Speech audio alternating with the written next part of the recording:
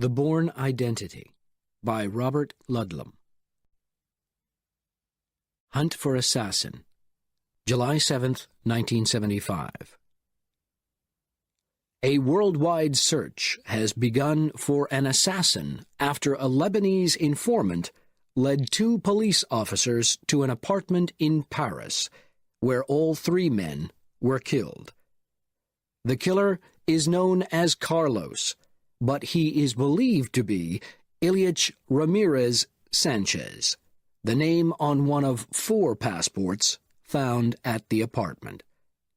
Guns, notebooks, and death lists were also discovered. Carlos has been connected with terrorist organizations in Japan, North Africa, Germany, Canada, Turkey, France, Spain, and Northern Ireland. Chapter 1. The Man with No Memory. Who's there? Who's in this room? Washburn went quietly to the bed. He did not want to make a sudden noise or movement that could cause his patient new psychological damage. The next few minutes would be as important as the surgery that he had performed on the man many times during the past month. "A friend," he said softly. "You speak English. I thought you would. How do you feel?" "I'm not sure." "You were brought here, to the French island of Ile-de-Port-Noir, by fishermen who found you in the Mediterranean. You'd been shot many times. I'm a doctor. Your doctor. My name is Jeffrey Washburn. What's yours?" The stranger was silent for a minute. Then he turned and looked into the doctor's eyes. "I don't know," he said. Weeks passed. "It will take time. Don't fight it." "You're drunk," his patient said. "I usually am," Washburn agreed. "That's why I lost my job in a London hospital and came here. But I'm a good doctor, and I saved your life. I've watched you, and I've listened to you.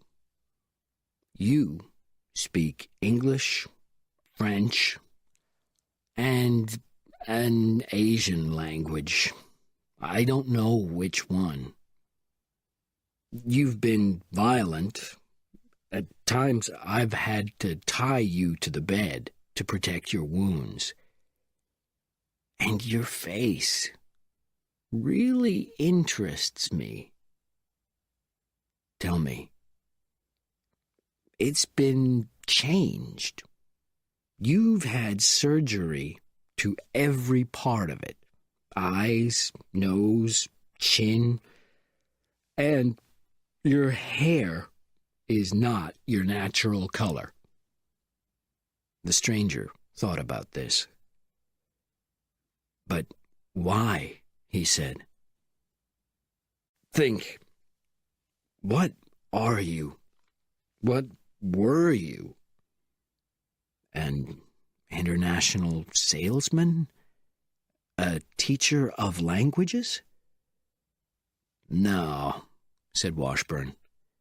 "Your body is strong.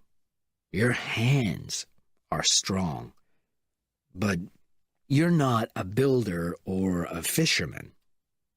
You have a good mind and wide knowledge.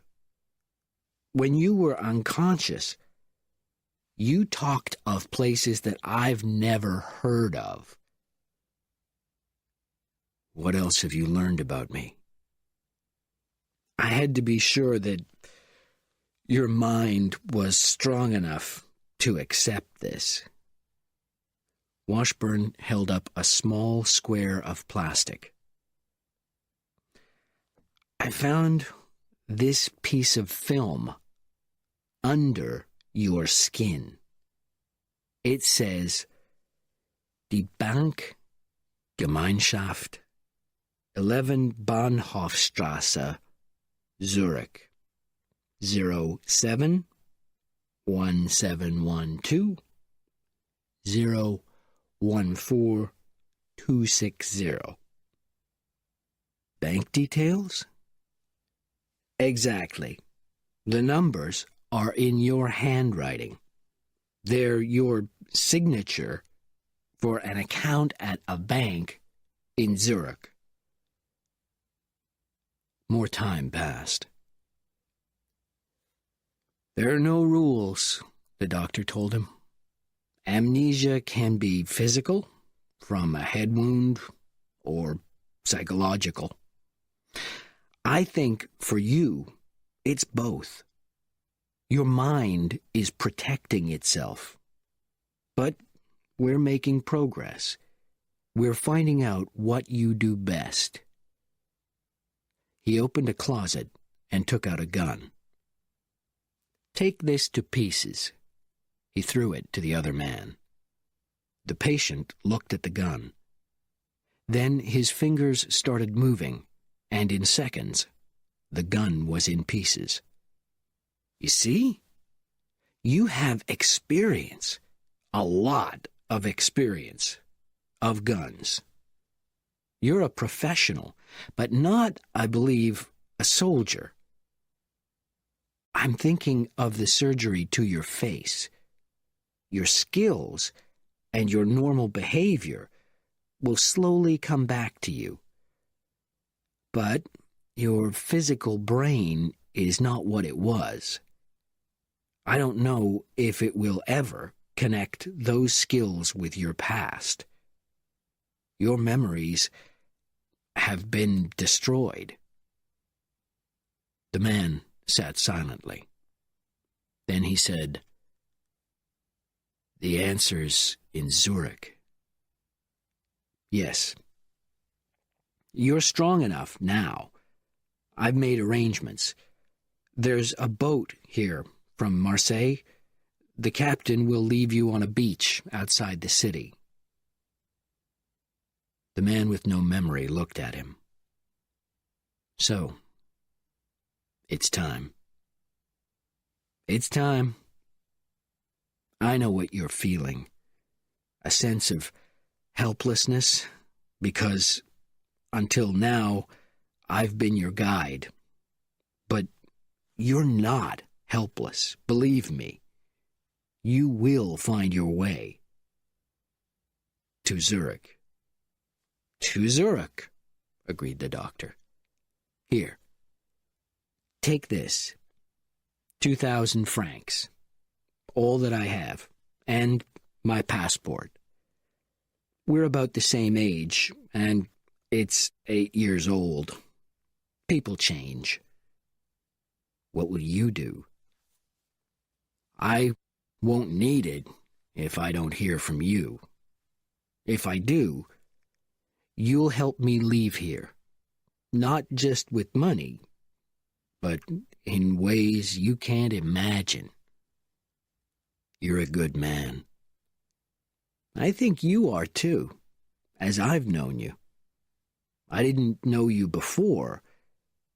I can't judge the man you were.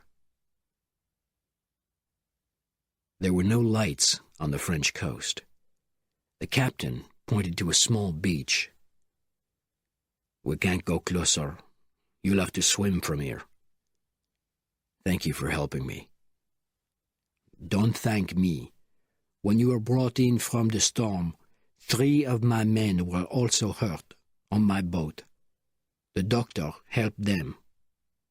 I had no fish, so no money. You're my payment. I need papers, the man said, sensing that more help was possible. I need a passport to be changed. The captain was silent. Then he said, "I'll be in a café in Marseille this evening, Le Bouc de Mer. You'll need money for the papers." "How much?" "That's a matter for the man you'll speak to there." "A lot." The patient thought about the money from the doctor. It wouldn't be enough. "I'll be there," he said. Sometime later, he walked through the narrow streets of the small coastal town. Money. He found the richest area. In a store, he heard a conversation between the owner and a customer. "Where's the Marquis today?" "Drunk. In the apartment above the cafe next door, waiting for a woman. I had to drive him from the house without his wife seeing him. I've left his car here, but he won't be able to drive it. I'll come back later." The patient walked around the next-door building, looking through doors and windows and wondering which car belonged to the Marquis. A woman arrived, an attractive woman in a very short skirt, and soon he saw her at an upstairs window. The patient went inside, took the stairs to the first floor, and in one quick movement broke the door down. "Nom de Dieu!" The man on the bed looked up in shock. "Did my wife hire you? I'll pay you more." "Keep quiet," said the patient, "and you won't get hurt." He quickly put on the Marquis's expensive clothes and took his money, watch, and car keys. "Please, leave me your clothes," the Marquis cried. "I'm sorry, I can't do that." He picked up his own and the woman's clothes. Then he noticed a telephone on a desk by the window and pulled the wire from the wall. "The police will find you," the Marquis said angrily. "I don't think you'll report a crime. How will you explain it to your wife?" "You're not helpless. You will find your way." What kind of past produced the skills that were returning to him now? He had difficulty with the controls in the Marquis's Jaguar. He had, he thought, no past experience with cars like this. He followed the signs to Marseille and found a garage selling new and used expensive cars. 10 minutes later, he had exchanged the car for 6,000 francs, about a fifth of its value, but no questions asked. Soon after that, he had sold the watch and bought clothes and a soft leather suitcase. Then he found a hotel and rested until it was time for his appointment at Le Bouc de Mer.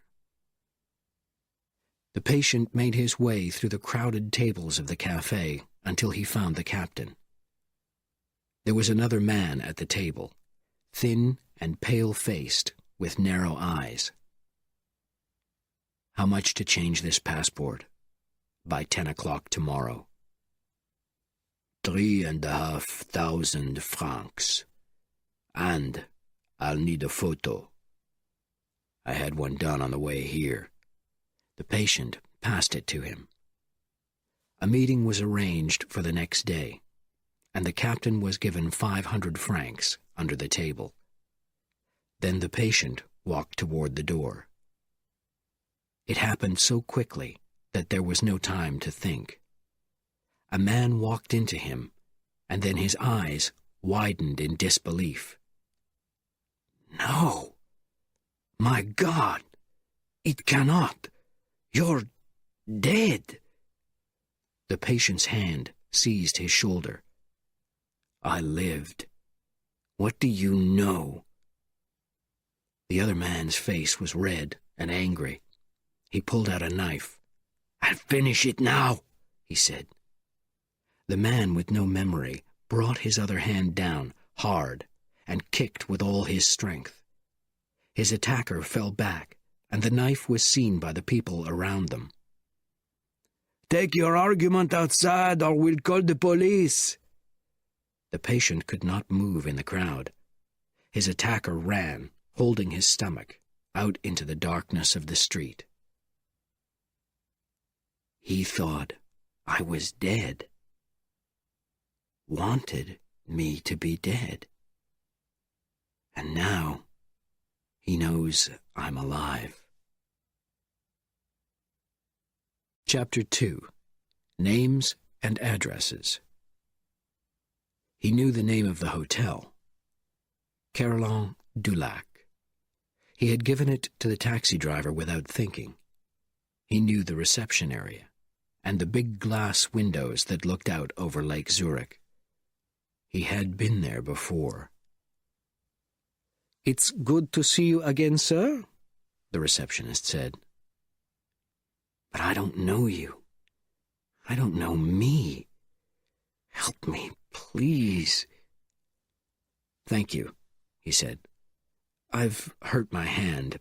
Could you fill in the form for me, and then I'll try to sign it?" The patient held his breath. "Of course, sir."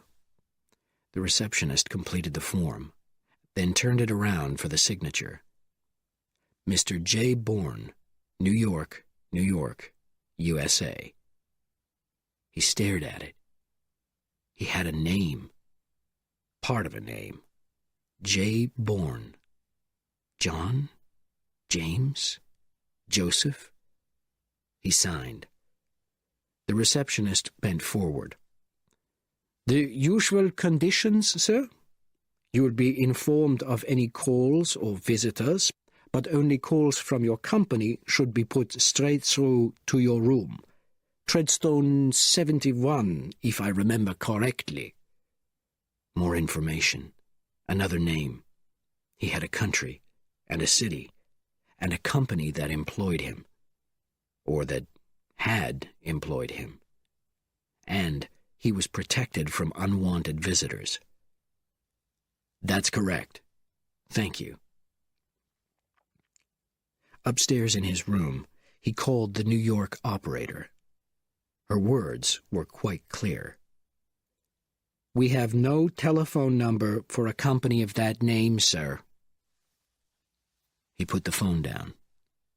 Might Treadstone 71 be a code, a way of reaching Mr. J. Bourne of New York City? He left his room and walked into the street. His feet seemed to take him on a route that he knew. And then there was the Gemeinschaft Bank. He entered through the heavy glass doors and was directed to a first-floor receptionist.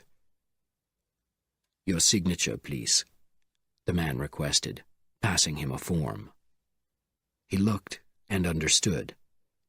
No name was needed this time, just the number of the account. He wrote out the numbers and was shown to a private room. "The door will look behind you," the receptionist told him. "It is usual for holders of special accounts to telephone before they come." "I knew that," Washburn's patient lied, "but I'm in a hurry." He walked inside, heard the door lock, sat down, and waited. Finally, another metal door opened. A bank officer introduced himself as Herr Apfel and invited the visitor into his office.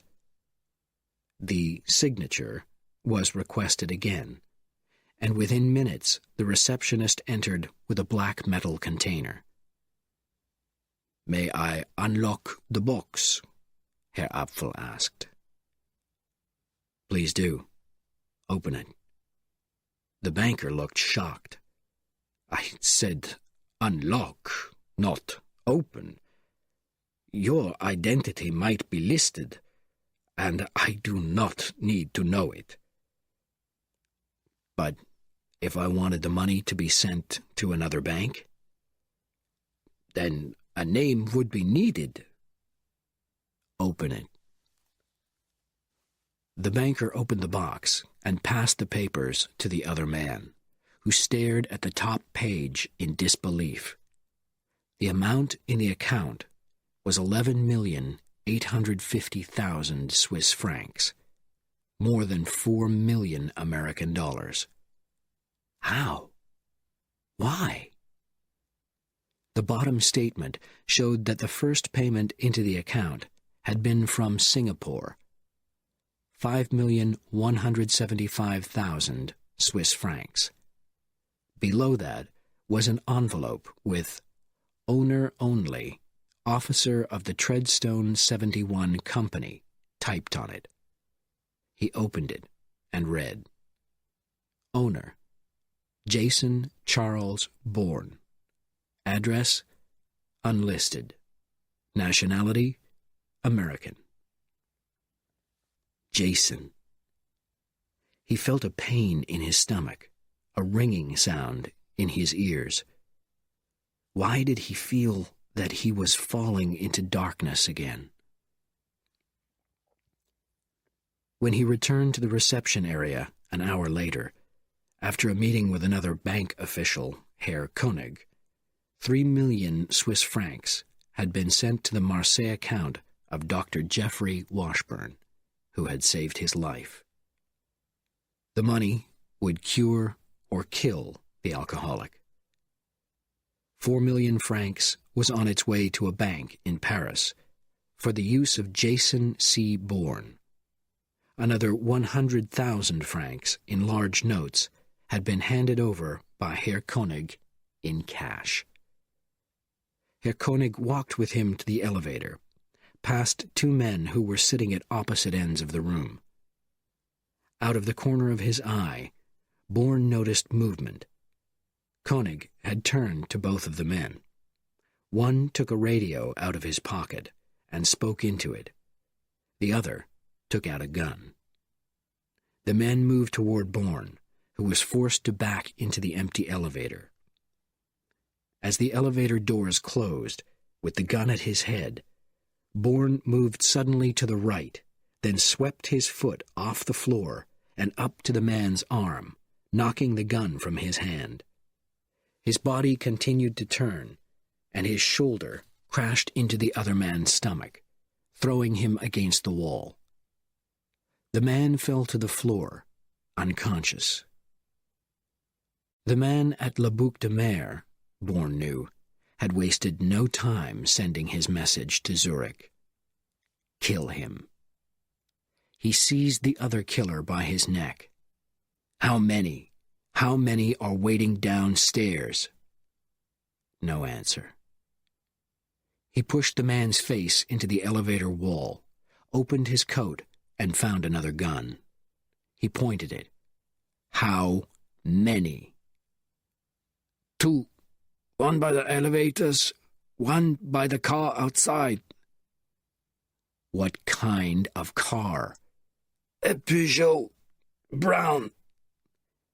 The elevator doors opened, and a man in a dark coat, wearing gold glasses, stepped forward, recognized the situation, and pointed a silenced gun at Bourne. Bourne quickly pushed his prisoner out in front of him, protecting himself from the gun. Shots were fired. People screamed for the police. His prisoner fell to the floor. Bourne seized the nearest person, the receptionist, threw him into the path of the man with the gold glasses, and ran through the doors. Then he slowed down and walked calmly away, past the man in the Peugeot, before he turned and watched. As the first police car arrived, the man in gold glasses talked to the driver of the Peugeot. Then, unexpectedly, he returned to the bank, joining the police who were racing inside. The Peugeot left, and an ambulance arrived. Bourne turned away. He had to get to his hotel, pack, and leave Zurich, leave Switzerland, for Paris. Why Paris? Inside the bank, there had seemed to be no question. He had to go to Paris. But why? At the Carillon du Lac, Bourne packed quickly, and then started down again.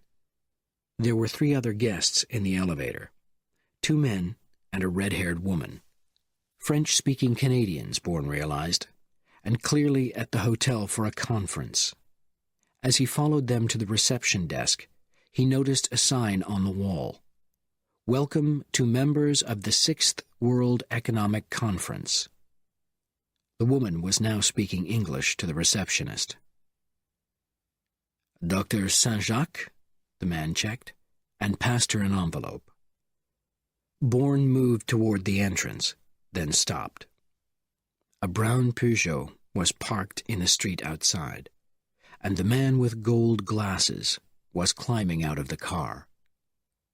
From another door, a second man appeared, wearing a raincoat with pockets that were wide enough for powerful guns. How had they found him? Then he remembered, and he felt sick. It had seemed so innocent at the time. "Are you enjoying your stay in Zurich?" Herr Apfel had asked. "Very much. My room looks out onto the lake. Very peaceful." How many hotels looked out onto the lake? 2? 3? The names of the hotels came into his mind. From where? They had seen him. But did they think they could walk into a crowded hotel and simply kill him? Of course they did. With silencers on their guns and people all around him, they could easily escape before they were identified. What made them think he would not scream for the police? And then the answer was clear. They knew that Jason Bourne could not expect police protection. Why? He turned and saw the red-haired woman still reading her message. He looked back at the entrance. The killers were moving through the crowd toward him. Bourne walked quickly toward the woman, seized her by the arm, and pulled her away from the reception desk. As she looked up at him in surprise, he showed her the end of the gun in his pocket. "I don't want to frighten you," he said quietly, "but I have no choice. Take me to your conference room." Surprise had turned to shock. "You can't." "Yes, I can." Unseen by the people around them, he pushed the gun into her side. "Let's go." Pale and shaking, she led him quickly to a large hall where a man was giving a talk. "I'll scream," the woman whispered. "I'll shoot," he promised. He pushed her across the back of the hall and down toward the front. Heads turned in their direction. The speaker paused, and then came 3 sharp, sudden sounds. Shots, then screams. Running now, Bourne pulled the woman toward a door at the back of the stage and out. They were in a car park. He heard a metallic sound, saw a slight movement. Another killer. How did they know where to find him? Radios again, of course. He moved quickly to one side, his shoulder crashing into the woman's stomach, sending her to the ground. Shots hit cars near them. He jumped up, gun in hand, and fired 3 shots before throwing himself down. He heard a scream, and then nothing. He started to get up, but could not. Pain spread through his body, through all the places where his wounds had been. He looked over at the woman, who was slowly getting to her feet. He could not let her go. He had to stop her. He slowly made his way across the ground toward her. "Help me up," he said, hearing the pain in his voice. You're joking. This gun is aimed at your face, Doctor. Help me up. When he too was on his feet, he pulled the dead driver from the car and ordered the woman to get behind the wheel. Drive, he said, climbing into the passenger seat. Where could he go? The killers had seen his suitcase. They would watch the stations and the airports. But he had money, a lot of money, and he had to get to Paris. I work for the Canadian government, the woman said quickly. I'm an economist. They expect me to contact them tonight. If they don't hear from me, they'll call the police. Bourne took her bag and looked through it. Keys, money, her passport, Dr. Marie Saint-Jacques, and the message that was given to her at reception, a message allowing her vacation time. As they drove across Zurich, stopping only to leave the car and steal another one, Bourne was following a memory, a restaurant. He knew it was important. He knew the way. But what was it called? Drei Alpenhäuser. Yes, he had to go there. Even before they parked, he had noticed that she was too quiet, too obedient. When they came to a stop, her door crashed open. She was halfway out into the street before Bourne's arm shot out and seized the back of her dress, forcing her back into the car. He took her hair and pulled her head toward him. "I won't do it again," she cried. "I promise I won't." "You will," he said quietly. "But if you run away before I let you go, I'll have to kill you. I don't want to, but I'll have to." "You say you'll let me go," she said. "When?" "In an hour or two, when we're out of Zurich, and I'm on my way to somewhere else. Now dry your eyes. We're going inside." "What's in there?" He looked at the wide brown eyes that were searching his. "I don't know," he replied. He showed her the gun, a reminder, and they entered the bar. He had seen the inside of the Drei Alpenhäuser before. He recognized the heavy wooden tables, the lighting, the sounds. He had come here in another life. A waiter led them to a table where they ordered a drink. Bourne looked around, and then he saw a face across the room, a large head above a fat body. Bourne did not know the face, which was showing fear and disbelief, but the face knew him. The fat man walked uncomfortably over to their table. "Why are you here?" he asked. "I did what I was told to do. I gave you the envelope. I told no one about you. Have others spoken? I saw the police offer of a reward for information about you, but I did nothing. The police have not come to me. If they did, others would follow. My wife, my children. I've said nothing, done nothing." "Has anyone else? Tell me. I'll know if you're lying." "Czernak is the only contact of yours that I know. He passed me the envelope. You know that. But he wouldn't say anything." "Where is he now?" "Where he always is, in his apartment, On Löwenstrasse. What number? You're testing me. The fat man stared at him in fear. 37. Yes, I'm testing you. Who gave the envelope to Chernak? What was in it?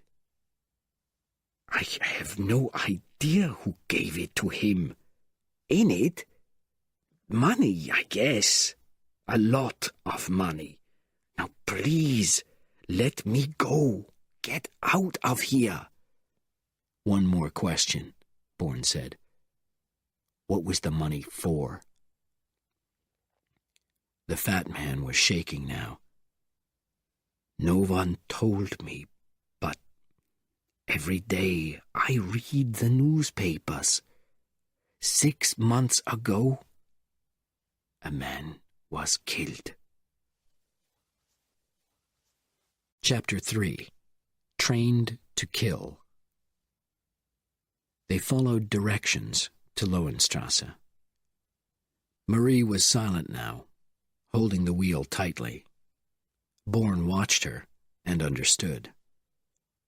A man was killed. Jason Bourne had been paid to kill. The police had offered a reward. Others would follow.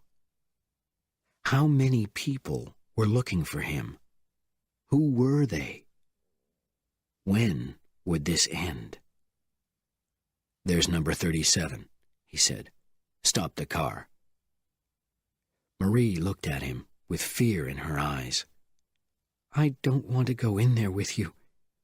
I heard what the man said in the restaurant. If I hear any more, you'll kill me. Bourne pulled his aching body out of the car. His words made no more sense to me than to you. Maybe less. He saw the confusion on her face. Let's go. He did not press the bell below Chernak's name. He pressed others until someone opened the door. He walked with difficulty up the stairs, holding Marie's arm, and on his orders, she knocked and then called out to the man inside. The door opened, and there, in a wheelchair, was a man with no legs. You're crazy, the man cried. Get away from here. I'm tired of hearing that, Bourne said, and pulled Marie inside. She willingly obeyed his orders to go to a small windowless bedroom, and then Bourne turned back to Chernak. You promised that our last piece of business would be the final one, Chernak shouted white-faced. This is too dangerous. The envelope that you passed to our friend at the Dry Alpenhauser, Bourne said. Who gave it to you? A messenger, like all the others. I don't know. You were paid, so I know you accepted the job. Why are you here now? Because I have to know. Because I don't understand. Help me. He suddenly noticed Chernak's hand moving toward a bag hanging from his chair. The hand came out quickly, pointing a gun, and before Bourne could reach his own, Chernak fired twice. Pain filled Bourne's head and shoulder as he dived to one side, then crashed his other shoulder into Chernak's wheelchair. The legless man fell helplessly to the floor. They'll pay for your corpse, he screamed. Carlos will pay. I'll see you in hell. Bourne fired a bullet into the man's head. A long, terrible cry came from the bedroom door. A woman's cry. Bourne could hardly think for the pain. He had to take her. What was her name? And get out. My God, you killed him, she screamed as he pulled her out of the apartment. A man with no... Inside the car, Bourne tried to stop the blood. The head wound was only a cut. but he was feeling sick and faint from the pain in his shoulder. An address came to him. He could picture the doorway. "Steppdeckstrasse," he ordered weakly. The car did not move. What was she doing? Marie knocked the gun from his hand, pushed his head against the car window, then jumped out and ran. He could not stay in the car. He cleaned off the blood as well as he could, then got out. Somewhere there would be a taxi. No questions were asked when Bourne rented a room in the house in Steppdeckstrasse, and a doctor was found who also asked nothing. The pain in his head and shoulder was real, but the psychological damage was great. He needed to rest. As he lay on the bed, words came to him. A man was killed. You accepted the job. And then, they'll pay for your corpse. Carlos will pay. He heard a sudden, sharp noise outside the room. There was someone on the stairs. Bourne jumped off his bed, seized his gun, and ran to the wall by the door. The door crashed open. He pushed it back, throwing all his weight at it, then pulled the door open and kicked up at the man's head. Then, taking the man by the hair, he pulled him inside. A gun fell to the floor. Bourne closed the door and listened. No sounds outside. He looked down at the unconscious man. Was he a thief? A killer? Police? Had the owner of the Steppdeckstrasse house decided to earn the reward? He searched the man's pockets and found cards and licenses in different names. He was a killer, a professional. Someone had hired him. Who knew that Bourne was there? The woman? Had he spoken the address? He could not remember. He took the papers, put the gun in his pocket, then tied the unconscious man to the bed.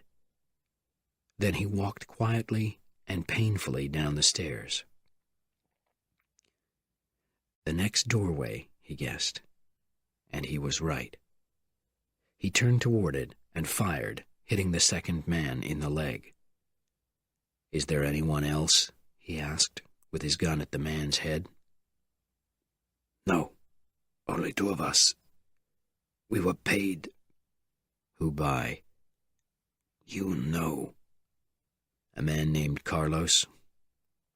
"I will not answer. Kill me first." "Give me your car keys." The man tried to push Bourne away. Bourne brought the end of the gun down on his head and took his gun and keys. He hoped he would be able to drive. He found the car and tried one key after another. Which was it? Suddenly, a powerful light burned his eyes. "Get out." It was the man with the gold glasses. Behind him, a woman was led toward the car. "That's him," Marie Saint-Jacques said softly. "So, this is what you look like," the Swiss man said to Bourne. "We have had so many descriptions." "I'm happy to help the police, but I'd like to make my statement now, whatever you need, and go back to the hotel, please," Marie said. The Swiss man looked up, and a second, larger man seized her arm. She stared at them, and then at Bourne, suddenly realizing. "Let her go back to Canada," Bourne said. "She works for the Canadian government." and you'll never see her again." "She has seen us," the Swiss man said. "There are rules." He turned to the larger man. "Take her in the other car, to the Limmat." Bourne froze. Marie's corpse was going to be thrown in the Limmat River. "Scream!" he shouted. She tried, but her scream was cut off by a blow to her neck, and she was pulled unconscious toward a small black car. As the car drove away, Bourne felt sick. It was his fault. He had killed her. "You were at the bank," he said. "You know I have money. Why not take mine?" "Money is only useful if you have time to enjoy it," the Swiss man said. "I wouldn't have 5 minutes." He took the gun from Bourne's pocket and brought it down hard on Bourne's hands. "My fingers, they're broken," Bourne screamed. But he had quickly covered his right hand with his left. His left hand was bloody and useless, but he could still move the fingers on his right hand. Another gunman joined them in the car, and as they headed across the city, he searched Bourne's clothes roughly, taking the money and documents. "My leg!" Bourne screamed, bending down and reaching quickly inside his sock for the gun that was hidden there. "Watch him!" cried the Swiss man who was driving, but it was too late. Bourne had fired twice at the killer beside him, and the gun was now at the head of the driver. "Stop the car!" he shouted, but the car went faster. "I can get you out of Zurich," the man said. "Without me, you can't leave. There are police looking for you everywhere. I don't think you want the police. Or I can crash the car and kill us both. I have nothing to lose." "We'll talk," Bourne lied. "Slow down." "Drop your gun on the seat next to me." Bourne dropped his gun, and the car slowed. 30 kilometers an hour. 18. 9. He seized the man by the neck, then lifted his bloody left hand and spread the blood across the Swiss man's eyes. Reaching across with his right hand, he turned the wheel to the right into a pile of garbage. He took the gun from the seat and fired. A dark red hole appeared in the killer's head. In the street, people were running toward the car. Bourne climbed into the front, pushed the corpse out, and drove away. The Limmat. Marie would be killed in a dark, empty place near the water. Or she already had been. He had to know. He could not walk away. He drove and searched the length of the river, trying to forget the pain in his hand, the pain in his shoulder. He stopped only to push out the body from the back seat. Then, in an unlit parking area, he noticed the small black car. He stopped 50 meters away and opened his door. He heard a cry, low and frightened, from inside the car. The sound of a hand across a face, and another cry. Gun in hand, he walked slowly toward Marie and her assassin. The man was pulling off her clothes. Filled with anger, but unable to shoot without hitting her, he broke the car window with his shoe. "Stay inside," he shouted to Marie, as the killer threw himself out of the car and onto the ground. The killer fired and missed. Bourne fired and heard a cry. He had wounded the man, but not killed him. "Who is it? What is happening?" An old man was shouting in German, holding a light in front of his face. The killer ran to the old man and stood behind him, pulling him back.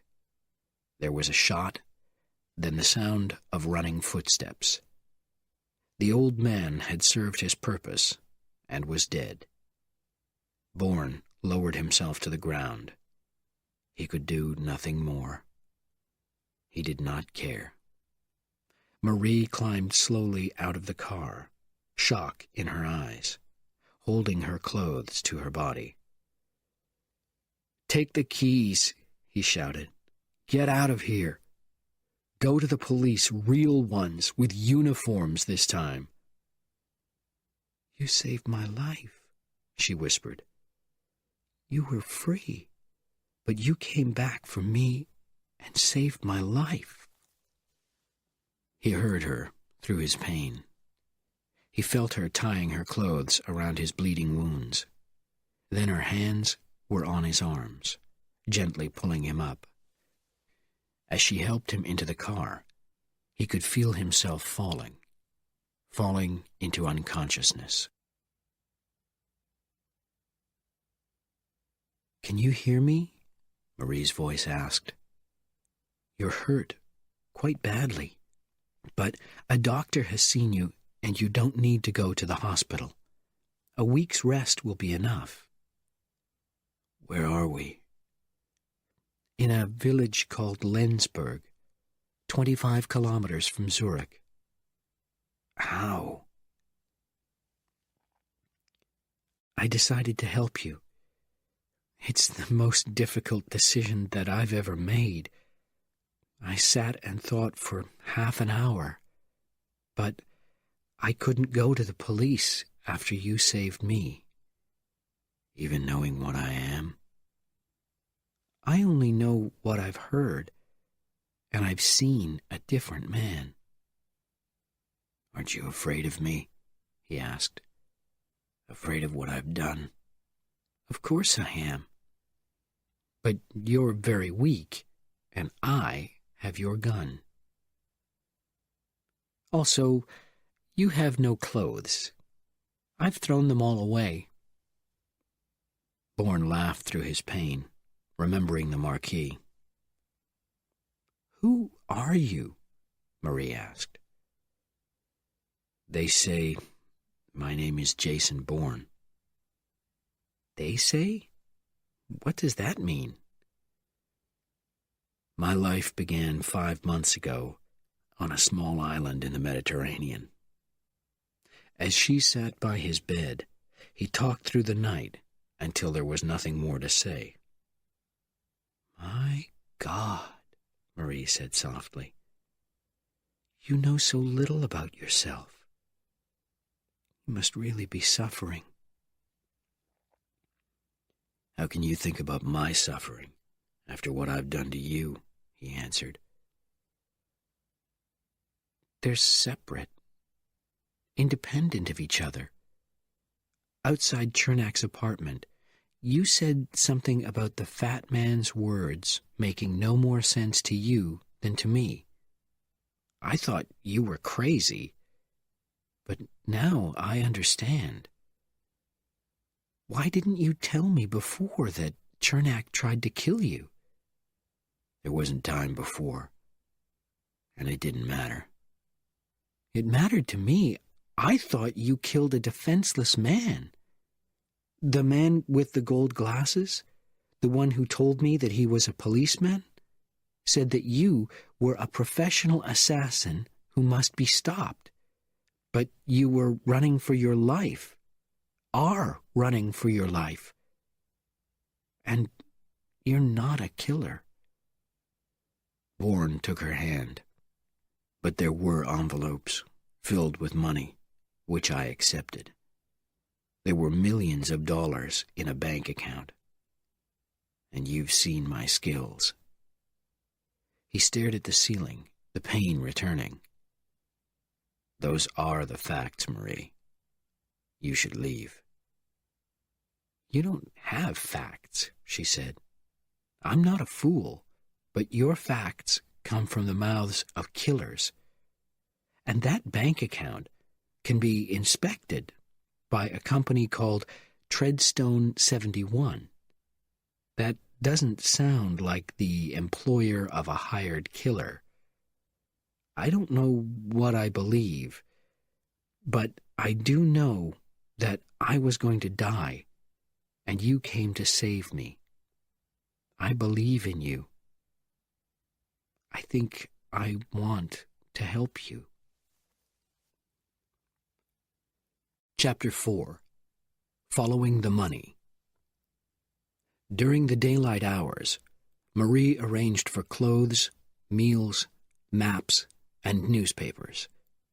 She also drove the stolen car 15 kilometers away and left it, returning by taxi. Bourne used the time for rest and exercise to strengthen his damaged body. While they were together, they talked, shyly at first, with many pauses and silences. Looks passed between them, and quiet laughter, and slowly they began to feel comfortable with each other. Marie, Bourne learned, had first studied history, but had then realized that most of history was shaped by economic powers, and so her future as an economist was decided. Marie questioned Bourne, examining the little he knew, trying to explain the holes in his knowledge. "When you read the newspapers," she asked, "what's familiar?" "Almost everything. Names, places, political relationships. And when you look at the maps I've bought, in some cases I picture buildings, hotels, streets, faces, but the faces have no names." "Did you meet people? Are there faces in buildings, in hotels?" "Streets," he said without thinking. "Quiet places, dark places." "What did they talk about?" "I don't know. There aren't any voices. There aren't any words." "Treadstone. That's your company, isn't it?" "It doesn't mean anything. I couldn't find it." "It could be a part of a company that buys other businesses secretly. Maybe you were working for American financial interests." "But the account, no money was leaving it. I was selling, not buying. And why would people be trying to kill me?" "What comes into your mind when you think of money?" Marie asked. "Don't do this. Don't you understand? When I think of money, I think of killing." "I don't know," Bourne said. "I'm tired. I want to sleep now." "You're wrong, you know," she said. "I've seen that look in your eyes, seeing things that may or may not be there. Afraid that they are." "They have been," he replied. "Explain the Steppdeckstrasse. Explain a fat man at the Dry Alpenhauser." "I can't. But you can't either. Find out, Jason. Find out." "Paris," he said. "Yes, Paris." Marie stood up and walked across the room to him.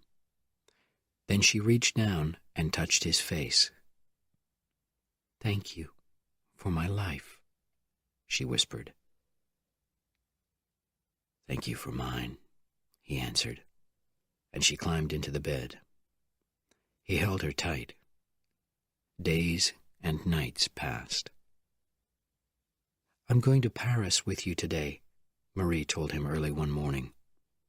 "I can do things for you that you can't do yourself. You don't know enough about money and financial organizations. I do, And I have a position with the Canadian government, so I can get information and protection. But at the first sign of violence, I'll leave. I don't want to become a problem for you." There was a long silence. Finally, Bourne said, "Why are you doing this?" "I believe in the man who almost died for me," she answered.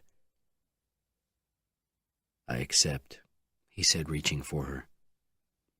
"I shouldn't, but I need that belief very badly."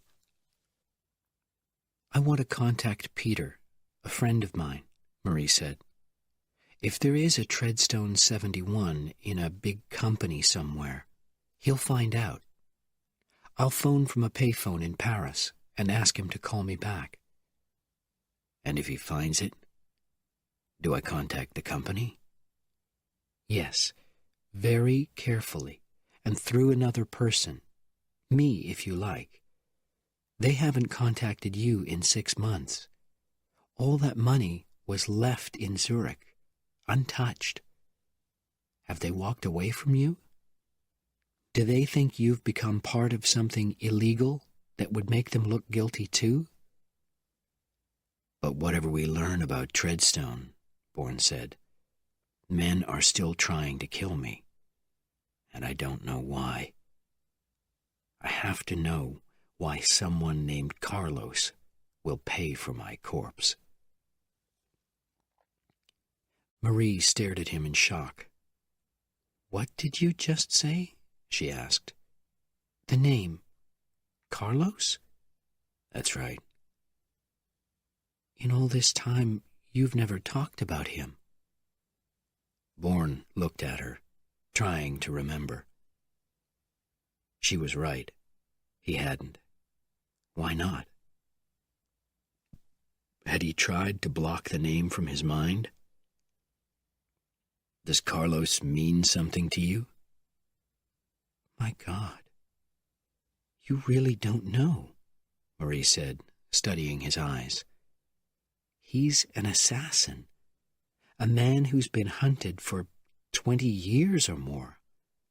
He's believed to be responsible for killing between 50 and 60 people, mostly politicians and army officers. No one knows what he looks like, but it's said that he works from Paris."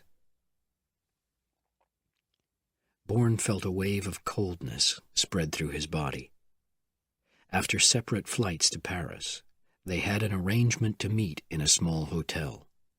First, though, Bourne visited the Sorbonne Library. "I read the newspapers. 6 months ago, a man was killed. Those were the words of the fat man in Zurich." Bourne counted back 6 months and collected newspapers for the 10 weeks before that. Then he fingered through them quickly, page by page. Nothing.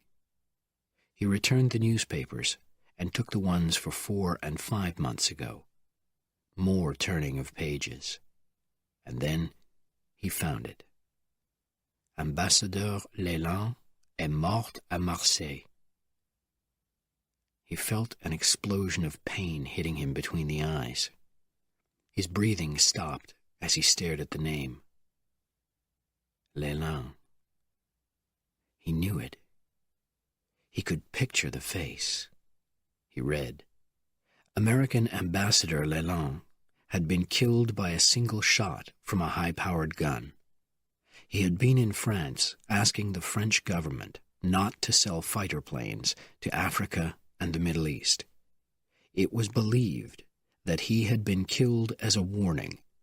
The buyers and sellers of death were unhappy with his visit. The assassin was without doubt paid a lot of money." Bourne closed his eyes. How could he know what he knew if he was not that assassin in Marseille? He could not meet Marie now. She had been wrong, and his worst fears were real. He looked at the date of the newspaper, Thursday, August 26th. Something was wrong.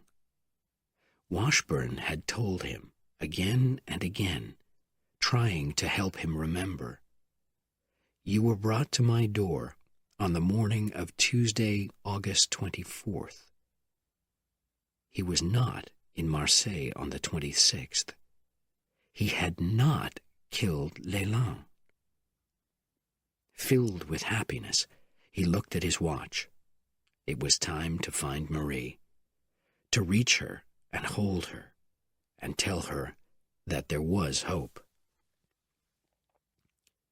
In the room of their small hotel, Marie changed Bourne's hair color from dark to fair, and he put on thick brown glasses.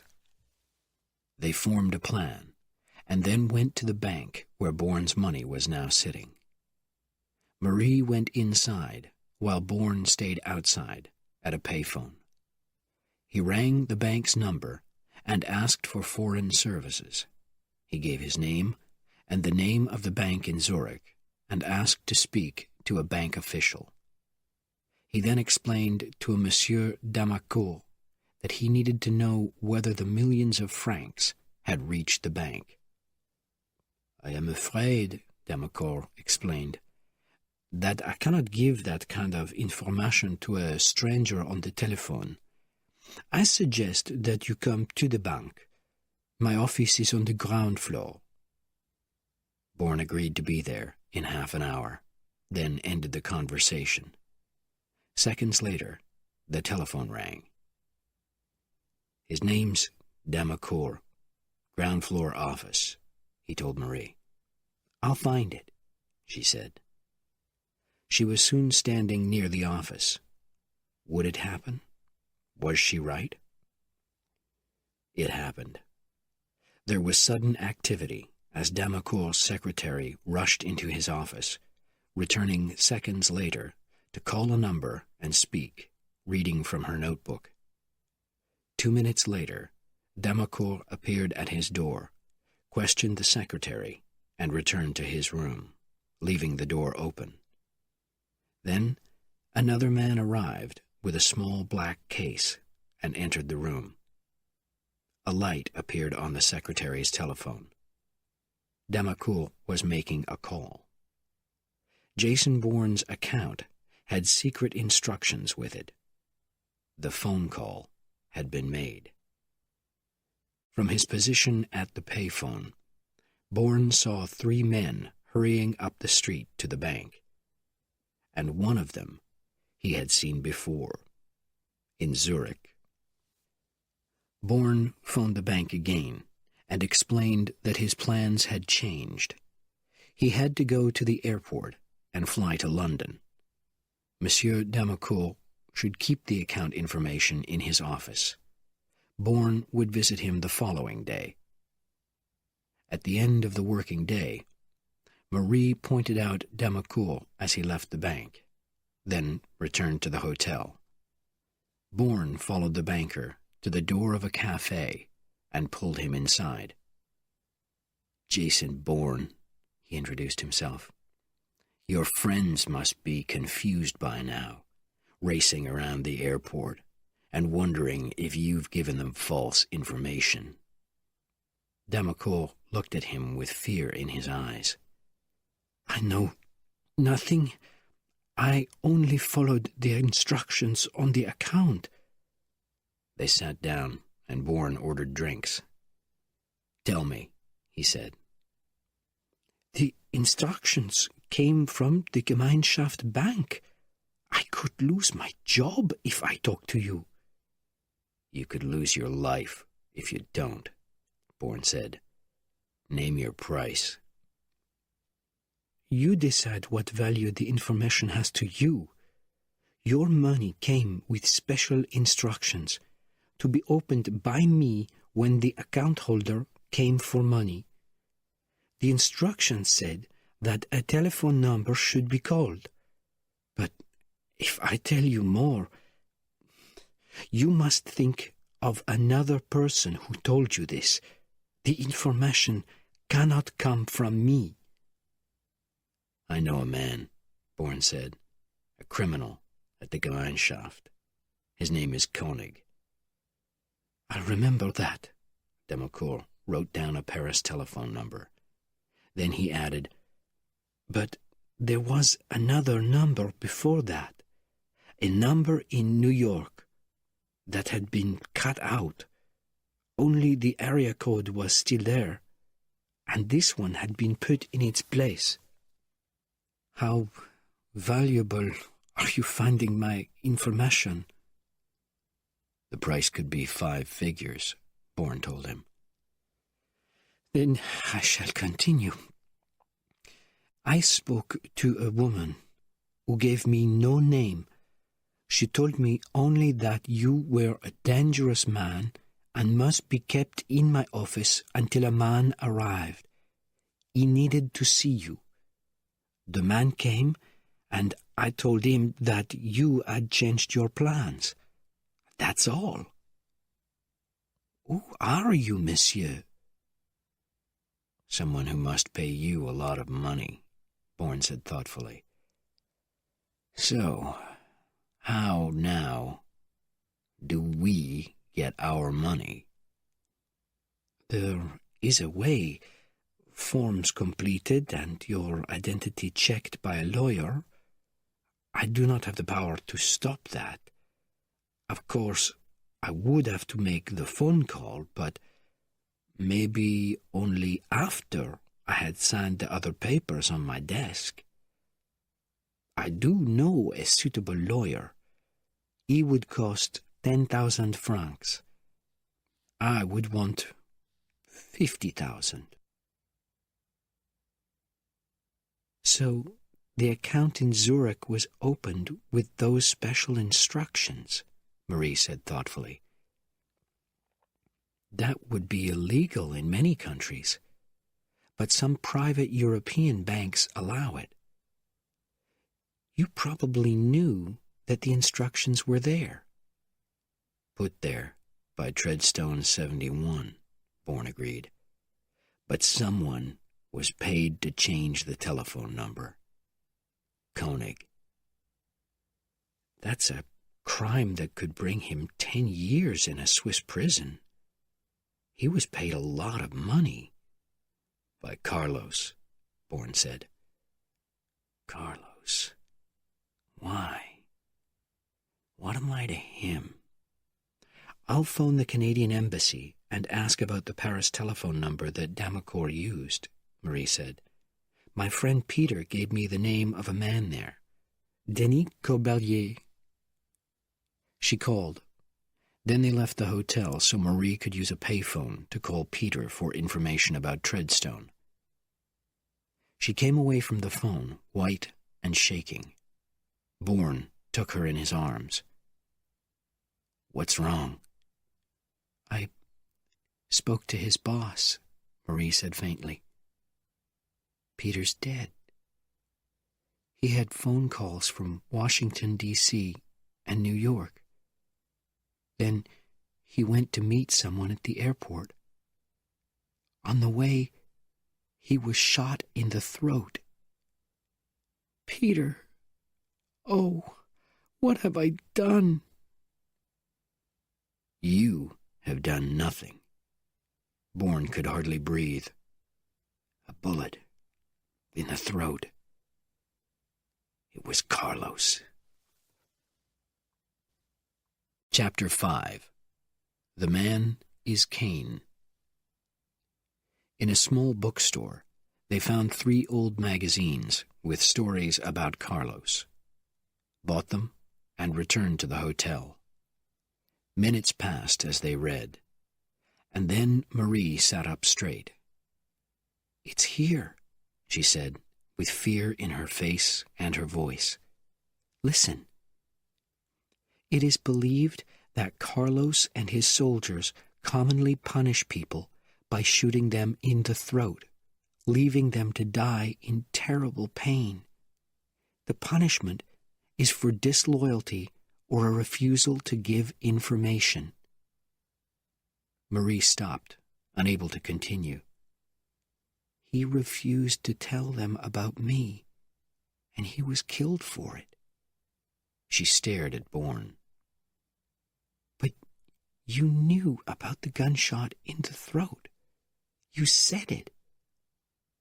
I said it. I knew it. I don't know how. Am I one of Carlos's soldiers? Did I break the code of silence or loyalty? Is that how... Stop, Marie shouted. You are you. Don't take that away from me. Test me, Bourne said unhappily. Take another of these magazine stories about Carlos and give me names from it. Let's see if I can tell you anything. Marie looked at him, then picked up another magazine and looked through it. Beirut, she said. Embassy, he answered. CIA chief shot in the street. $300,000. Her voice shaking, Marie continued. Novgorod? A Russian training school for spies. He spent time there. Tehran? 8 killings. $2 million. Paris, Marie said quickly. All contracts are agreed in Paris. What contracts? Whose contracts? The contracts. Killings. Carlos's. Carlos? Then they're his contracts, his killings, not yours. But I know all this without reading the stories. What are you trying to tell me? You're Carlos? God, no. Carlos wants to kill me, and I don't speak Russian. The only explanation is that I was with him and I left him. That's why I know too much about him to live. Marie thought about it. There's a problem with that, she said slowly. Why haven't you just taken the money, all that money, and gone somewhere safe? Why don't we do that now? Stop it, Bourne cried. I can't run. I have to know. Marie took him in her arms. I know, and I want to help you. At the lawyer's office, arrangements for receiving the money went smoothly after Bourne increased the amounts that would be paid to both the lawyer and Damacourt. A messenger would carry the money from the bank in a leather case at 2:30 that afternoon and meet Bourne at 3 on a bridge over the River Seine. We understand, Marie told the lawyer finally, as Bourne's financial advisor, that the special instructions with the account must be followed, but the timing must be to Monsieur Bourne's advantage. If not, I would have to report unacceptable activities that I have witnessed in the banking and legal professions here.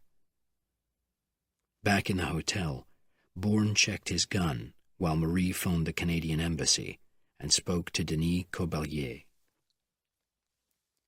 That's strange, she said after their conversation. He didn't know about Peter.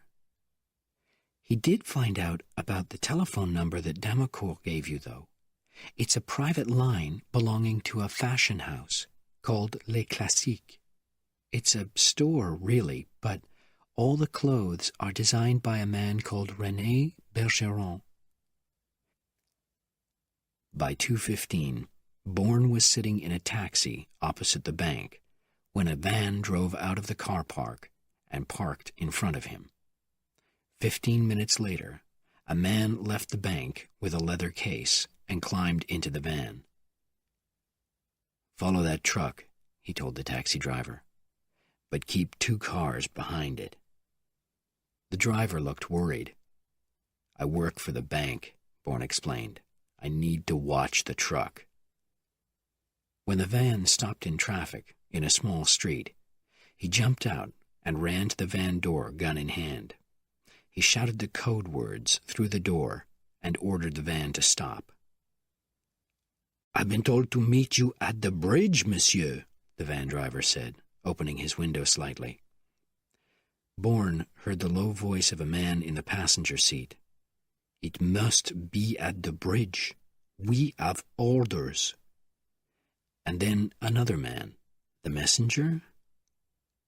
"I want to keep my job. I'm getting out." The messenger stepped out into the street, and Bourne threw himself against the door, knocking the second man back inside. "Give me the money," Bourne shouted at the messenger. "It's yours, sir. They wanted to find you. I meant no harm." The van door crashed open again, and Bourne saw the face of Carlos's soldier, one of the killers from Zurich, and a gun staring into his eyes. He threw himself on the ground, turned, and fired twice. The killer fell. Bourne pulled the leather case full of money from the hand of the terrified messenger and ran. Soon after passing the money to Marie and changing into more expensive-looking clothes, Bourne was at Le Classique. It was a beautiful store on one of the best streets in Paris, employing beautiful women. Only a middle-aged man sitting in front of a switchboard at the bottom of carpeted stairs looked out of place there. Bourne walked around, admiring the clothes, until he saw her. It had to be her, a tall, cold-looking older woman who was walking down the stairs.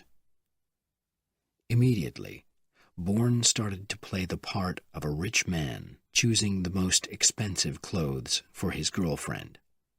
The woman looked interested, and she waved the younger assistants away. "You have good taste," she told him. "These are some of our designer's finest works." "I'll take these 3, he told her, "and maybe you could choose a few more similar ones. I've had a long flight from the Bahamas, and I'm very tired." "Would monsieur like to sit down?" "A drink would be nice," he replied, "and I'll pay cash." A smile appeared, but did not reach the woman's eyes. "Then why not have that drink in my office? It's private, and I shall bring more clothes for you to look at. I am Jacqueline Lavier, manager and partner in Les Classiques." She held out her hand. "Thank you," Bourne said, taking it, but not offering a name.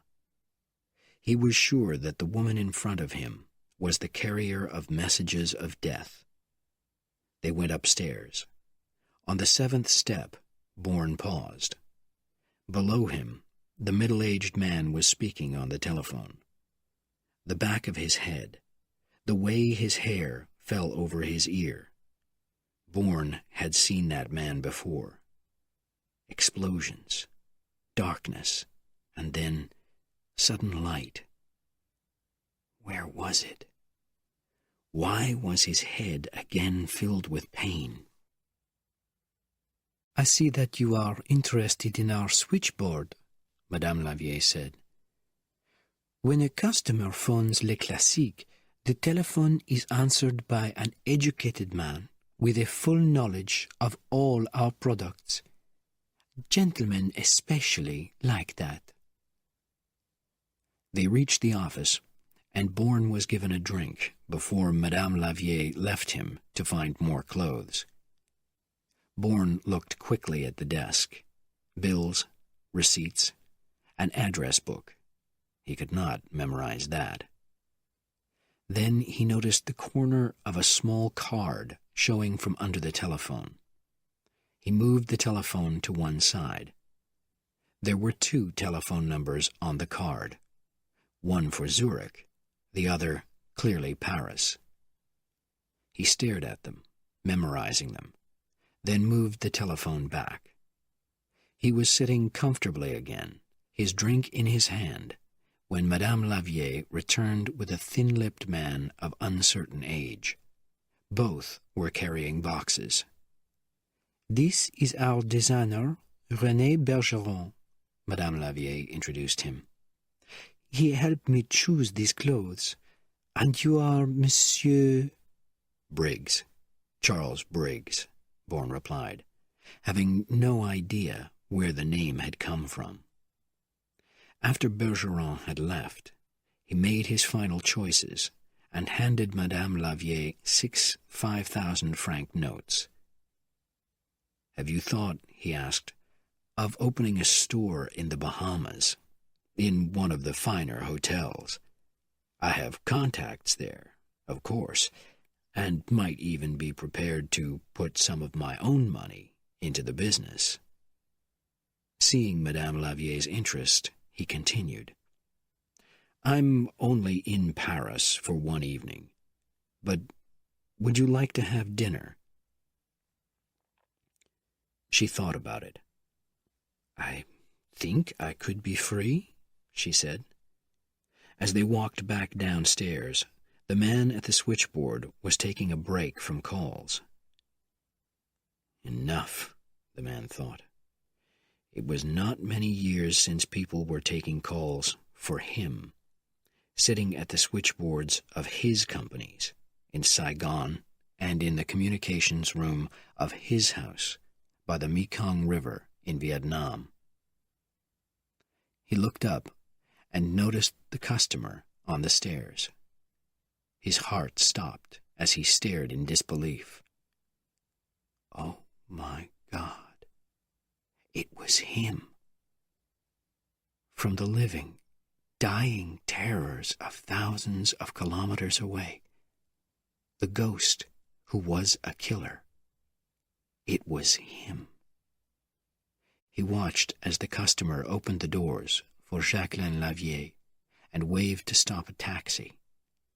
Oh, God! She was going with him. He raced upstairs and into Bergeron's office. Bergeron looked up in surprise.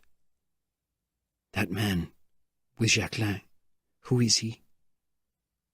"Probably the American, a man called Briggs." "Where did they go?"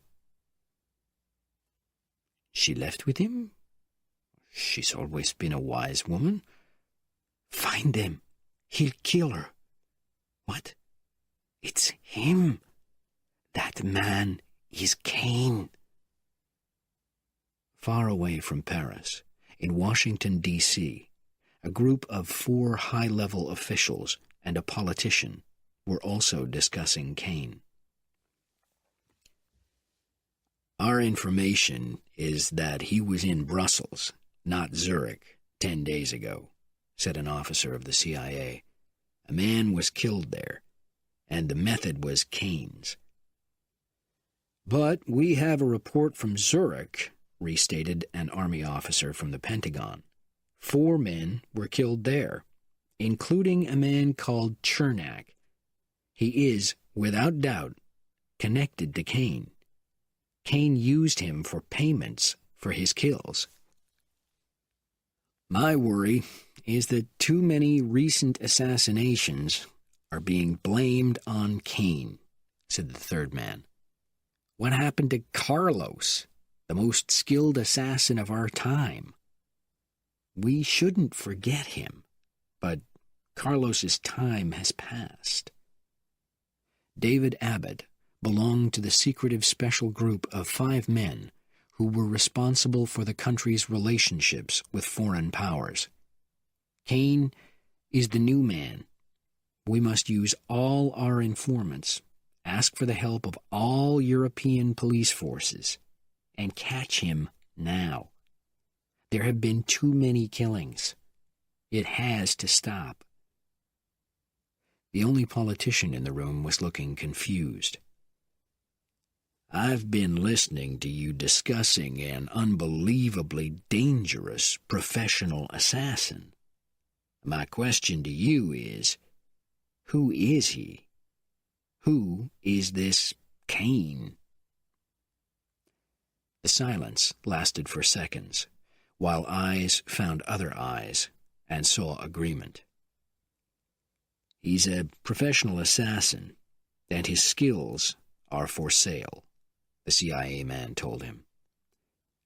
We can be certain of 38 killings that he is responsible for, and 12 to 13 more, many of them the deaths of other killers, are probable.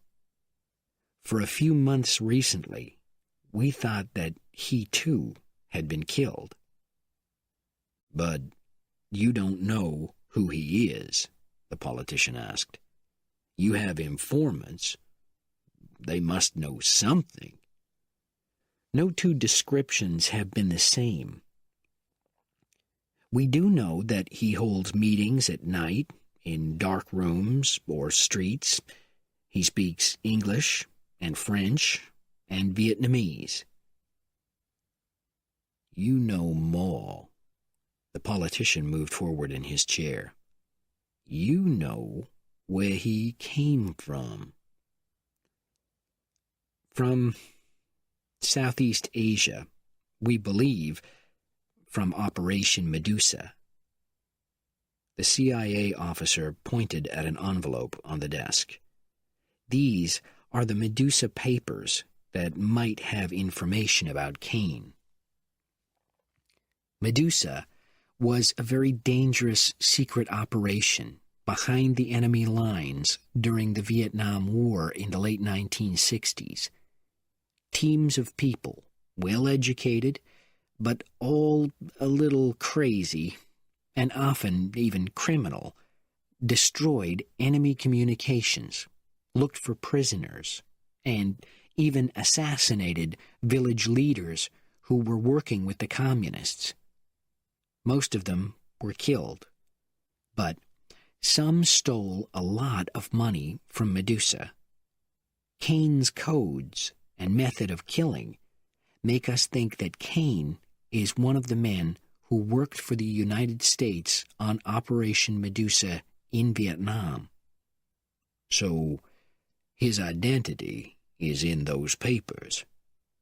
Yes, but more than 200 white males disappeared during Operation Medusa, and we don't know which one he is. We think he's American, but we don't even know that. Kane was working in Southeast Asia until a year ago, when, for some reason, he moved to Europe. I wonder, said Abbott, if he was jealous of Carlos. In my opinion, he moved to Europe to show Carlos that he was better than him. If that's true, we should find Kane and then sit back and wait. When Carlos tries to kill him, we can take both of them. The others agreed, and the meeting soon ended. While they were preparing to leave, Abbott pulled the Medusa papers toward him and looked quickly through the list of names. Where was it? He was the only one in the room who knew the name. Yes, it was there. Bourne, Jason C. Last known position, Tam Quan. Chapter 6. Messages. René Bergeron threw down the telephone on his desk. We've tried every cafe, restaurant, and bar that she's ever been to. And no hotel in Paris recognizes his name, said the switchboard operator. It's been more than 2 hours now. She can't tell him much, Bergeron said. She knows less than we do. She knows enough. She has called Park Monceau, and she knows why. Tell me again, why are you so sure he's Bourne? I don't know that. I said he's Kane. Bourne is Kane. We found him through the Medusa papers. Then he's Bourne. But he didn't use that name in Vietnam. Of course, many men had criminal records, so their identities were hidden. I know it's him. I was on an operation that he commanded, and I'll never forget it. Tell me. We went into an area called Tam Quan to save an American prisoner called Webb. On our way there, 2 members of the team disappeared, lost, or killed, we thought. Then enemy gunfire surrounded us for 2 days and 2 nights. How did they know we were there? At night, Cain went out alone to kill in the darkness so we could move closer. I thought he was mad. On the 3rd night, we found the man, Webb, only just alive. We also found the 2 missing members of our team. They had been paid by the Vietnamese. Cain shot them in the head. Then he got 4 of us and Webb. The others were killed. Out of there. He was the coldest, most dangerous man I ever saw. Everyone was his enemy, even his own leaders, and he didn't care about either side in the war. But the pay was excellent, and there were many opportunities for us to make money. So, he didn't use the name Bourne. What was his name? We didn't use real names. To me, he was Delta. And then he became Cain. And now he wants to take Carlos's place. All over Europe, people know. He can be hired. Contracts can be made. His price is lower than Carlos's. But we'll find him. He found us. And then Carlos will kill him. I think we should talk about special instructions from Zurich, Bourne told Jacqueline Nevier as they sat in a restaurant 20 kilometers from Paris. "My God!" she cried. He had to hold her hand tightly to stop her leaving the table. "I didn't guess. Who are you?" "My name isn't important," Bourne said, "but I'm not him. We're looking for him too." "Who is we?" "A company that wants its money. A lot of money. He has it." "So he didn't earn it?" "There's a disagreement," Bourne said carefully. "But why do you want him? Why is the telephone number of a Paris clothes store on special instructions in Zurich?" "I am saying nothing," Jacqueline Lavier said. "Get out of Paris. You made the mistake." "Mistake? He stole from us." "Your choice was the mistake. You chose the wrong man." "He took millions from us," Bourne said. "But you're not going to have it. I want you to stay away from him, all of you, or we'll pass information to the police about Zurich, the bank here in Paris, Les Classiques, everything, and start a big manhunt. We have friends in very important positions, and we'll have the information first. We'll catch him." "You won't. He'll disappear again. He's escaped once, twice, but we'll get him now. He won't escape a 3rd time." "We don't want you to have him, so stop your hunt tonight." "You can't talk to me like that. Who do you think you are?" Bourne paused, then attacked. "A group of people who don't much like your Carlos." The Lavier woman's eyes opened wide. You do know, she whispered. And you think you can beat Carlos? You're mad. He has men everywhere. They will kill you in the street. You forget, Bourne reminded her, that no one knows who I am. Only you. And you aren't going to tell anyone. Madame Lavier's eyes showed her knowledge that she was now fighting for her life. I can carry your message, she said. What more do you want? Why does Carlos want Bourne? The woman looked shocked. You can ask that? He's Cain. You know that. He was your choice, your mistake. Cain. Bourne heard deafening thunder in his ears, felt pain in his head. The darkness was there again. Cain. Delta. You insulted Carlos, and you're doing it again now. Tell me everything. At the end, there is only my beginning. I must know it. But why is Carlos so angry with Bourne? Pretend that I know nothing and explain it to me. You paid the wrong assassin. Because Cain has tried to take his place. Carlos will follow him to the ends of the earth and kill him.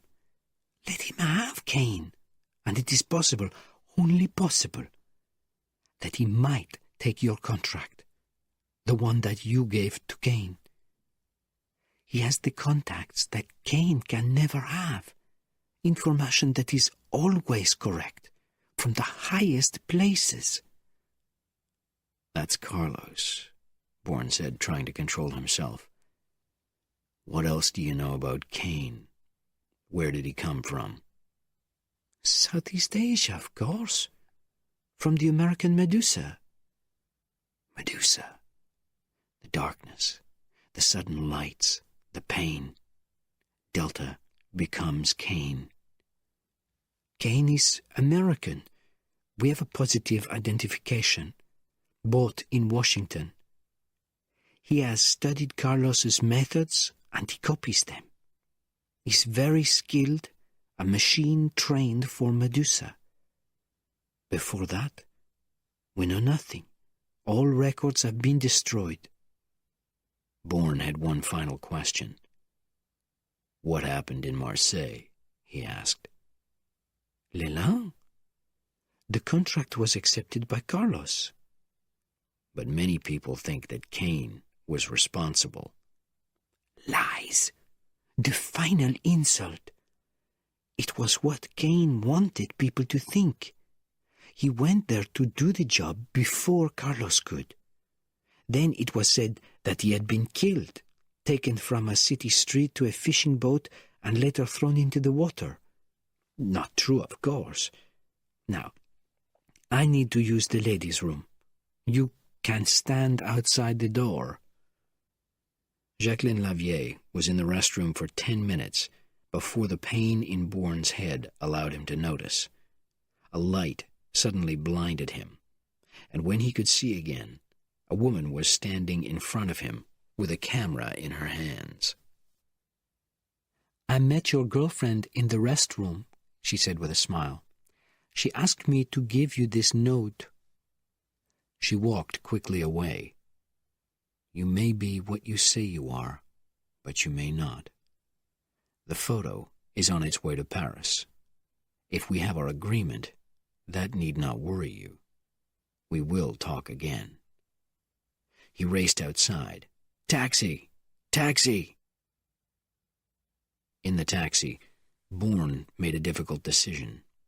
He would continue his search for his identity, but he would continue alone. He loved Marie too much to ask her to spend her life with an assassin. He would write her a note and find a way to disappear. When he reached the hotel, he held her, running his fingers through her dark red hair. He lied to her about events at Les Classiques and said only that the store did seem to be an answering service and that he had arranged to meet the man at the switchboard later that night. "Where did you leave the money?" he asked. "At the Meurice Hotel. I took a room there." "Let's collect it and then have some dinner." As Marie used the bathroom, he wrote a quick note. "Go back to Canada and say nothing. I know where to find you." He put the note on the table as they left the room. "I love you so much, but you cannot die with me. You must not. I am Cain." They collected the leather case and then stood in the street waiting for a taxi. Bourne looked at Marie. She was staring at something, in disbelief, in terror. Without warning, she screamed. He looked around, trying to find the reason, and then he saw the newspaper stand. He realized that he could not leave her now. Not yet. The front page of the newspaper read, "Woman hunted for Zurich killings. Suspect believed to have stolen millions." Under the words was a picture of Marie Saint-Jacques. Bourne found some coins in his pocket, passed them to the newspaper seller, took 2 papers, and pulled Marie away. Back in the hotel, he poured Marie a drink. He heard her cry out, turned quickly, but was too late. She had the note in her hand. "You were leaving? My God, you were leaving me?" "Not now. Listen to me. I won't leave you now." "Why, Jason? Why?" "Later. Just hold me. Let me hold you." The minutes passed, and Marie became calmer. "Why did you do it?" she asked. "To protect you. I'll explain. But first let's talk about this." He pointed to the newspapers. As they read the story, Bourne saw the hand of Carlos behind it. Marie was a way of reaching Cain. The report was, in fact, 2 stories. The first part placed the Canadian government employee at the scene of 3 murders. Fingerprints had, it said, been found and checked. The second part moved away from fact to fiction. Millions of dollars had, it was believed, been stolen by the Canadian woman and an American man from a secret numbered account at the Gemeinschaft Bank, belonging to an American company called Treadstone 71. Bank codes had been broken using highly skilled computer work and detailed knowledge of Swiss banking practices. A bank official, Herr Apfel, had agreed that a crime had been committed, but was unable to give any more information. Marie let her copy of the newspaper drop to the floor. "Lies," Bourne said. "Find you, and Carlos finds me." "I'm sorry." "But so much is true," Marie said. "The Gemeinschaft, Treadstone, Apfel. Swiss bankers don't talk. Apfel was ordered to talk by someone very powerful. Why? Why was the bank made part of the story? This isn't one story, it's 2. The second story was added to the first.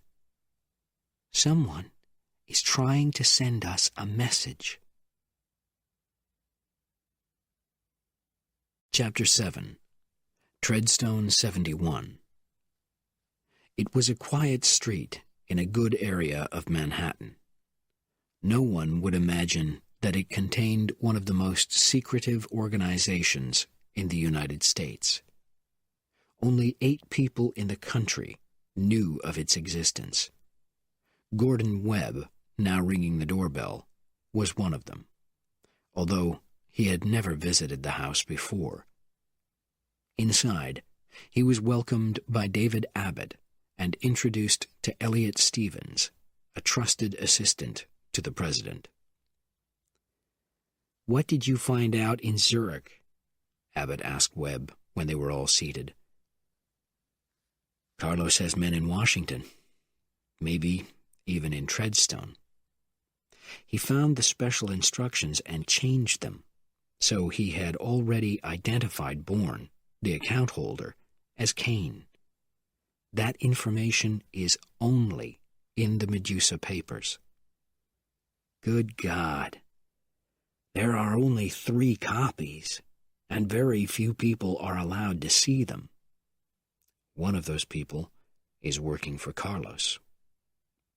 There was silence while the 3 men thought about this. "I saw the newspaper report about the Canadian woman," Stevens said then. "Also Carlos's work?" "Yes. We couldn't stop it. But she's not a killer. We simply added the equally false story about the missing money." He looked at Abbott.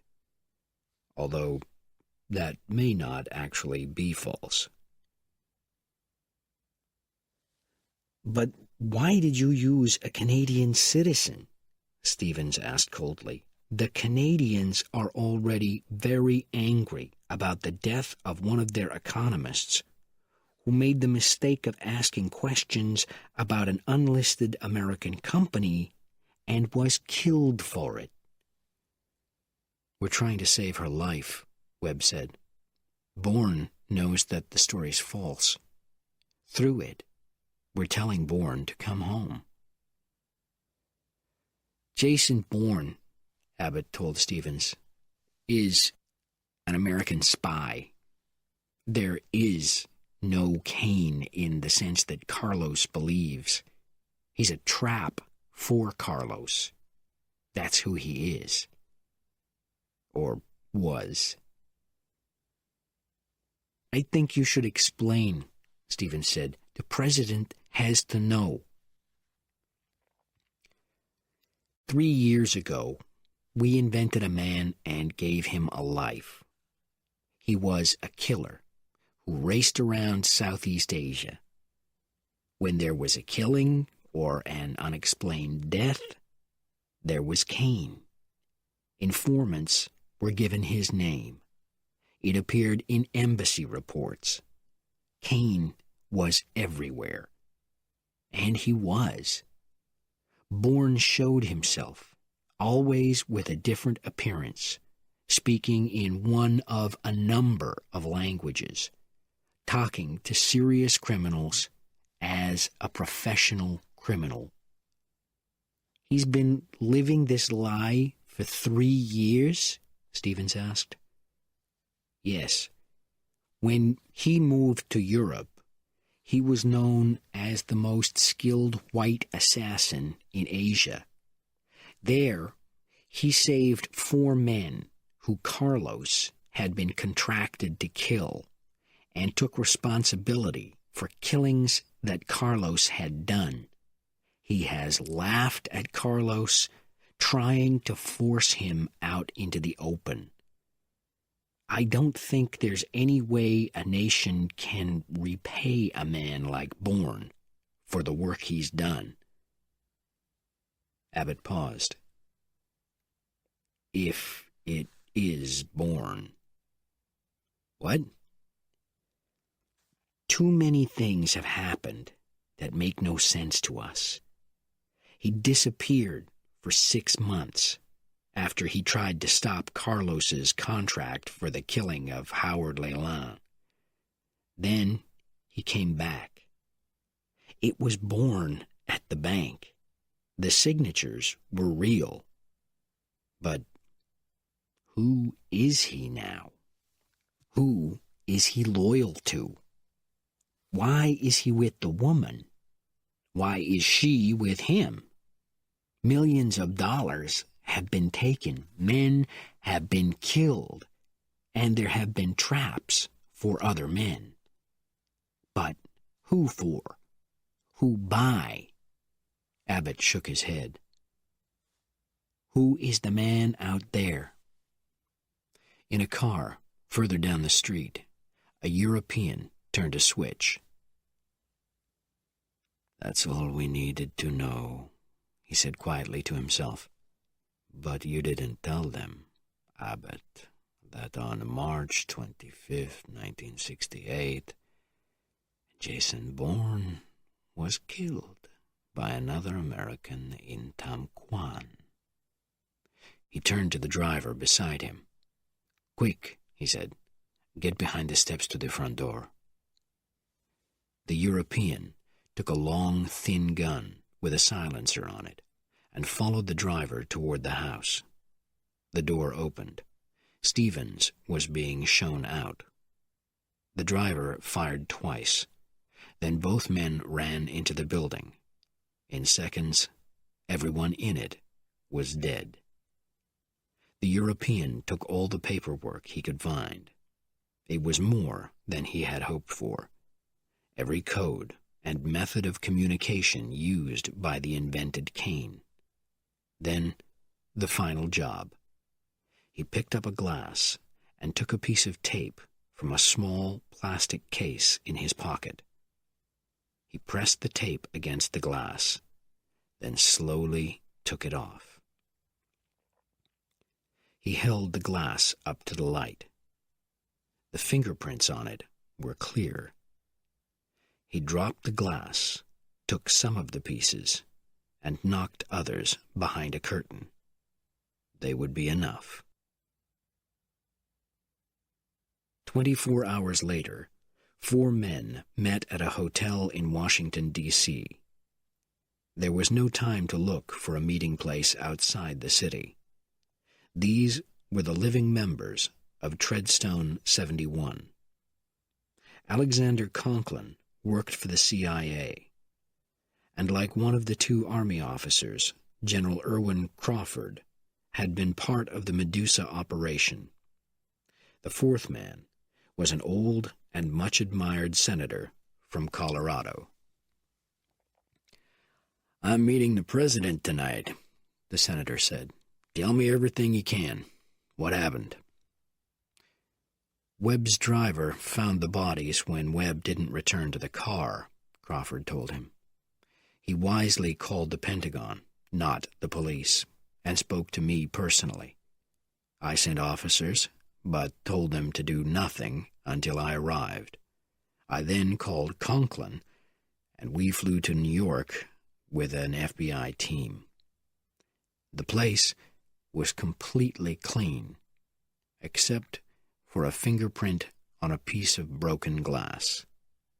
"Deltas," said the senator. "Yes, and the glass was still wet with wine. Also, outside this room, Delta's the only person who knows about the house." "It's unbelievable." The senator shook his head. "Why?" "You know that he was never my choice," the general said. "In Medusa, Delta frequently disobeyed orders." "He was usually right," said Conklin angrily. "You spent too much time in Saigon to know what was happening on operations." "I'm just trying to show how his behavior could lead to the events on 71st Street. "I'm sorry," the CIA man said. "I know you are. Delta changed after his wife and children were killed in Phnom Penh. It's why he went into Medusa and then was willing to become Kane. He hated that war, hated everyone in it. And I think you're right, Crawford. It's happened again. He went beyond his limits and became filled with hate. Look at the way he killed those men in Treadstone. We invented a man called Kane, and now he is Kane." "So why did he come back here?" the senator asked.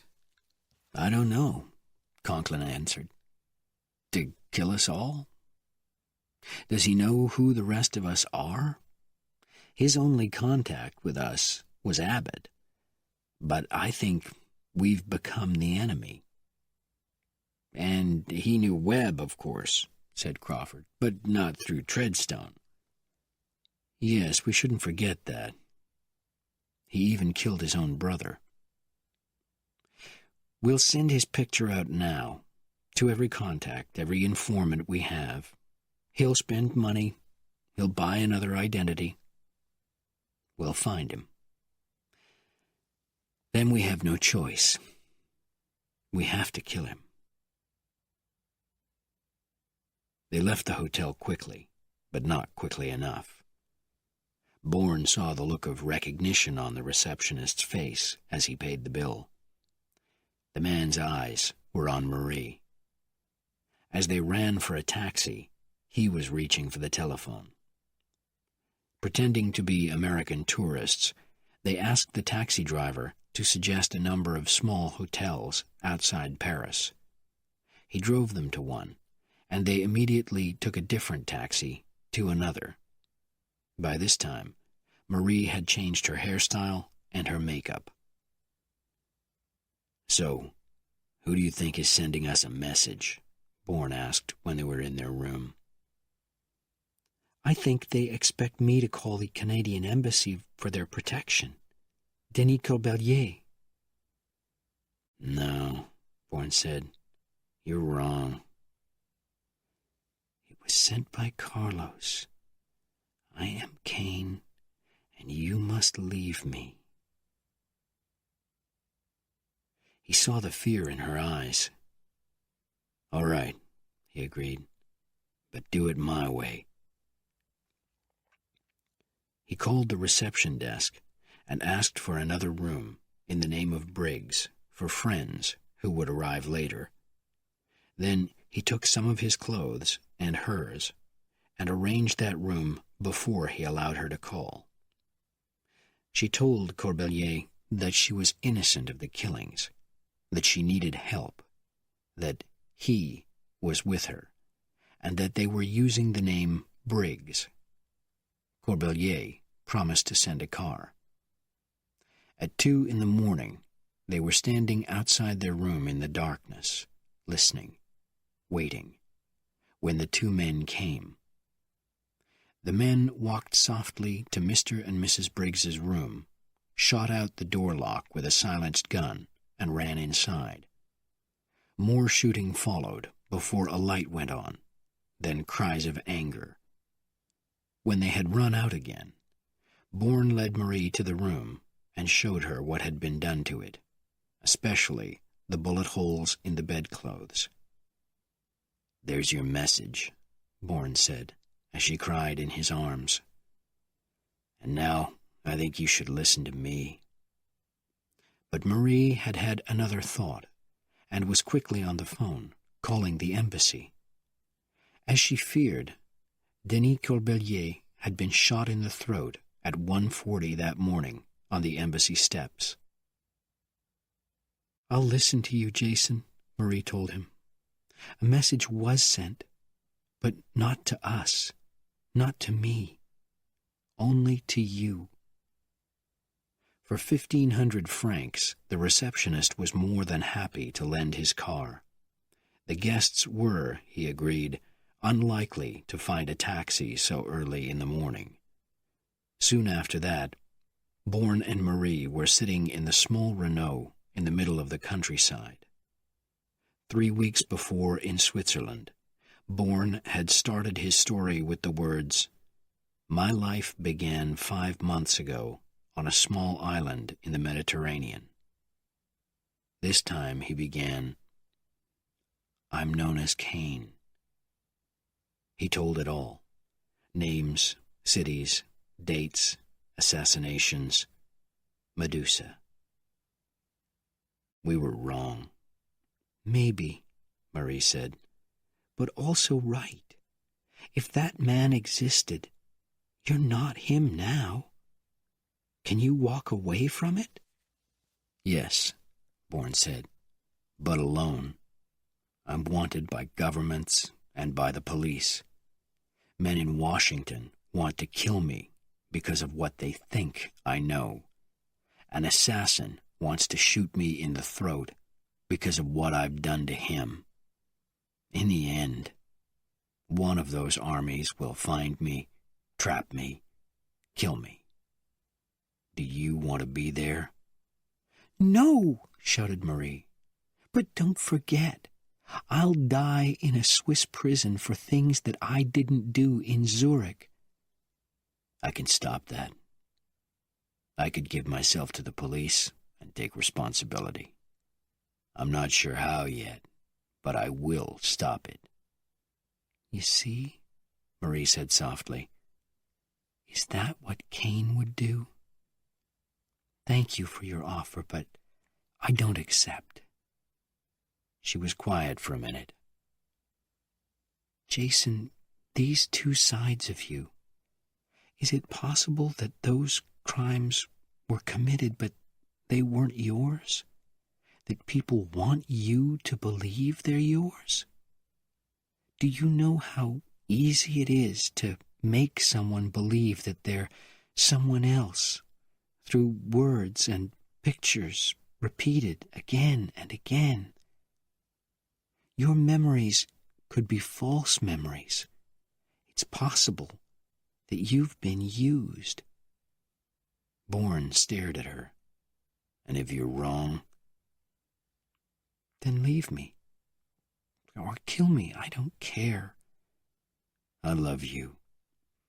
I found 2 telephone numbers in Lavier's office. With luck, they can lead me to the number I need, to Treadstone. If I'm not Cain, someone at that number knows who I am." Back in Paris, Marie called the Zurich number first. Disconnected. From another phone, she called the local number. "La résidence du Général Villiers, bonjour?" Marie stared at the phone, then put it down. "I've just reached the home of one of the most admired and powerful men in France." Chapter 8. At Home with the General. "Villiers is a hero here," Marie said when they were back in their hotel room. "It's unbelievable to connect him with Carlos." "But there is a connection. Is he still an army officer?" "No, he went into politics. But he continues to argue for a strong France, with a strong army." Lalande was assassinated because he tried to stop France buying and selling guns. There's the connection. "But his son was killed, assassinated," Marie remembered. "He was a politician, too, and very popular. Surely his father wouldn't work with an assassin." "I'm going to talk to him," Bourne said. "If he doesn't know about Treadstone, he can find out. I'll tell him that the newspapers would be very interested in his relationship with Carlos." A few hours later, Bourne was sitting in the Renault on a tree-lined street in the area of Parc Monceau when the old general came into view, leaving the house. Bourne stared at him. What madness had driven a powerful man like him into the terrible world of Carlos? As Villiers drove away, Bourne followed him. After several hours in a country restaurant with other men of a similar age, all clearly army officers, Villiers left to drive home. Now was his opportunity. Bourne passed the general in the darkness, then turned suddenly and blocked the road. He opened his window and gave a cry. He heard the old man climb out of his car and walk toward him. "What has happened? Are you all right?" the general asked. "Yes, but you're not," Bourne answered, holding up his gun. "Go back to your car and drive it off the road." "What?" The old man stood up straighter. Who are you? You will get nothing from me, and my family have orders not to pay terrorists. Use your gun, garbage, or get out of here." Bourne stared at the old soldier, suddenly uncertain. "No one's ever doubted your bravery," he said, "but a general of France has become Carlos's tool." The anger in Villier's eyes was joined not by shock, as Bourne expected, but by hate. His hand shot up and hit Bourne across the face, hard. "Pig! Dirty pig!" Villiers screamed. "Garbage! I'll shoot!" Bourne shouted. But he could not. He threw his gun out of the window and caught Villier's arm. "Are you telling me you're not Carlos's man? Yes or no?" Tears appeared in the old man's eyes. "Carlos killed my son," he said quietly. "That is why I left the army and went into politics." They were soon sitting together in the front of Villier's car. "I'm being hunted by Carlos, and I've discovered that your home telephone is being used," Bourne explained. "Someone is receiving and passing instructions. Do you answer the phone yourself?" "Actually, I don't." The general was calmer now, but still shocked. "I have a private line. That number is answered by my cook or my driver, by my assistant or my wife." "You'd better look closely at your employees." "Impossible. I do not doubt their loyalty." He looked away. "An unnamed man traps me on a road at night, points a gun at me, says terrible things about me, and expects me to believe everything he says." He paused, then turned to Bourne. "And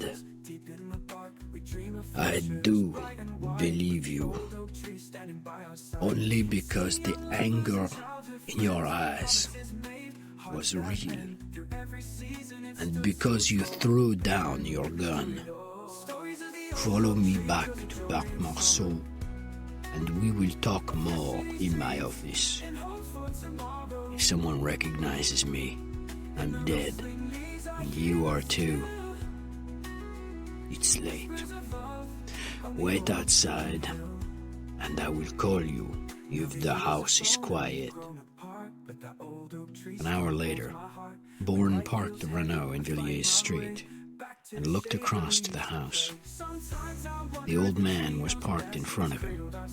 Bourne noticed a light in the doorway, and then a figure on the step.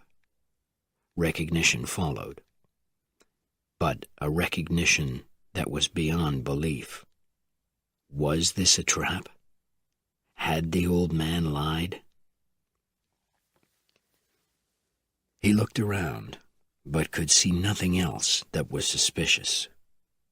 No, it was not a trap. Something was happening that Villiers knew nothing about. Two people were talking on the step, a youngish woman and a gray-haired man, the switchboard operator from Les Classiques, a face that brought back other memories, violent and painful. He heard explosions in his head, saw darkness, and had to look away. When he looked again, the gray-haired man was walking down the street, and the front door had closed. Bourne went quietly to the general's car and knocked on the window. "Who was that woman on the step?" he asked. "My wife," said the general in surprise. "My second wife." "Your wife?" Bourne's shock was on his face. "I'm sorry," he whispered. "General, I can't go inside the house. That man with your wife, he's one of Carlos's contacts." The blood left Villier's face. They drove to a park in another part of town. The old soldier knew that the younger man was not lying. It was in his eyes, in his voice. The old man wanted to cry. The man without a memory told him that he had to find Carlos, learn what the assassin knew. There would be no life for him if he did not. He said nothing about Marie Saint-Jacques, or the island in the Mediterranean, or a message sent through a newspaper report, or a hollow shell who could not be sure that his few memories were really his own. Instead, he told Villiers everything he knew about Carlos, while the general looked at him in surprise. Because of his son, the old man had seen the French government's secret papers on Carlos, and this stranger knew much, much more. "My wife and I are often in different places," Villiers explained. "In many ways, we live separate lives, but I have always discussed my work with her. She is an intelligent woman, and I have found her opinions helpful. There could be a simple explanation for what we saw tonight. I hope there is, and I shall give her the opportunity to explain. But in my heart, I know there isn't." He looked sadly at Bourne. "Carlos does not only kill and sell guns and bombs. He also sells countries' secrets. I, and only 5 other men, see all documents about our country's war plans. But regularly, we find that Moscow, Washington, or Beijing have this information. When I think back, she wanted the marriage, although she is so much younger. She has many interests that take her away, and sometimes I have wanted her with me, but she has refused to come." "Where was she last August?" Bourne asked. "At home, and then in Marseille at a conference." On August 24th, Howard Leland was assassinated in Marseille. "I know.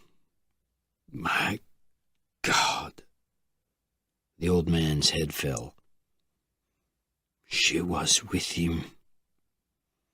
Carlos called her to him, and she obeyed." He screamed in pain.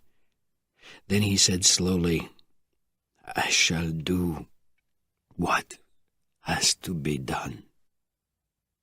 "You're going to kill her?" "I will ask her to explain.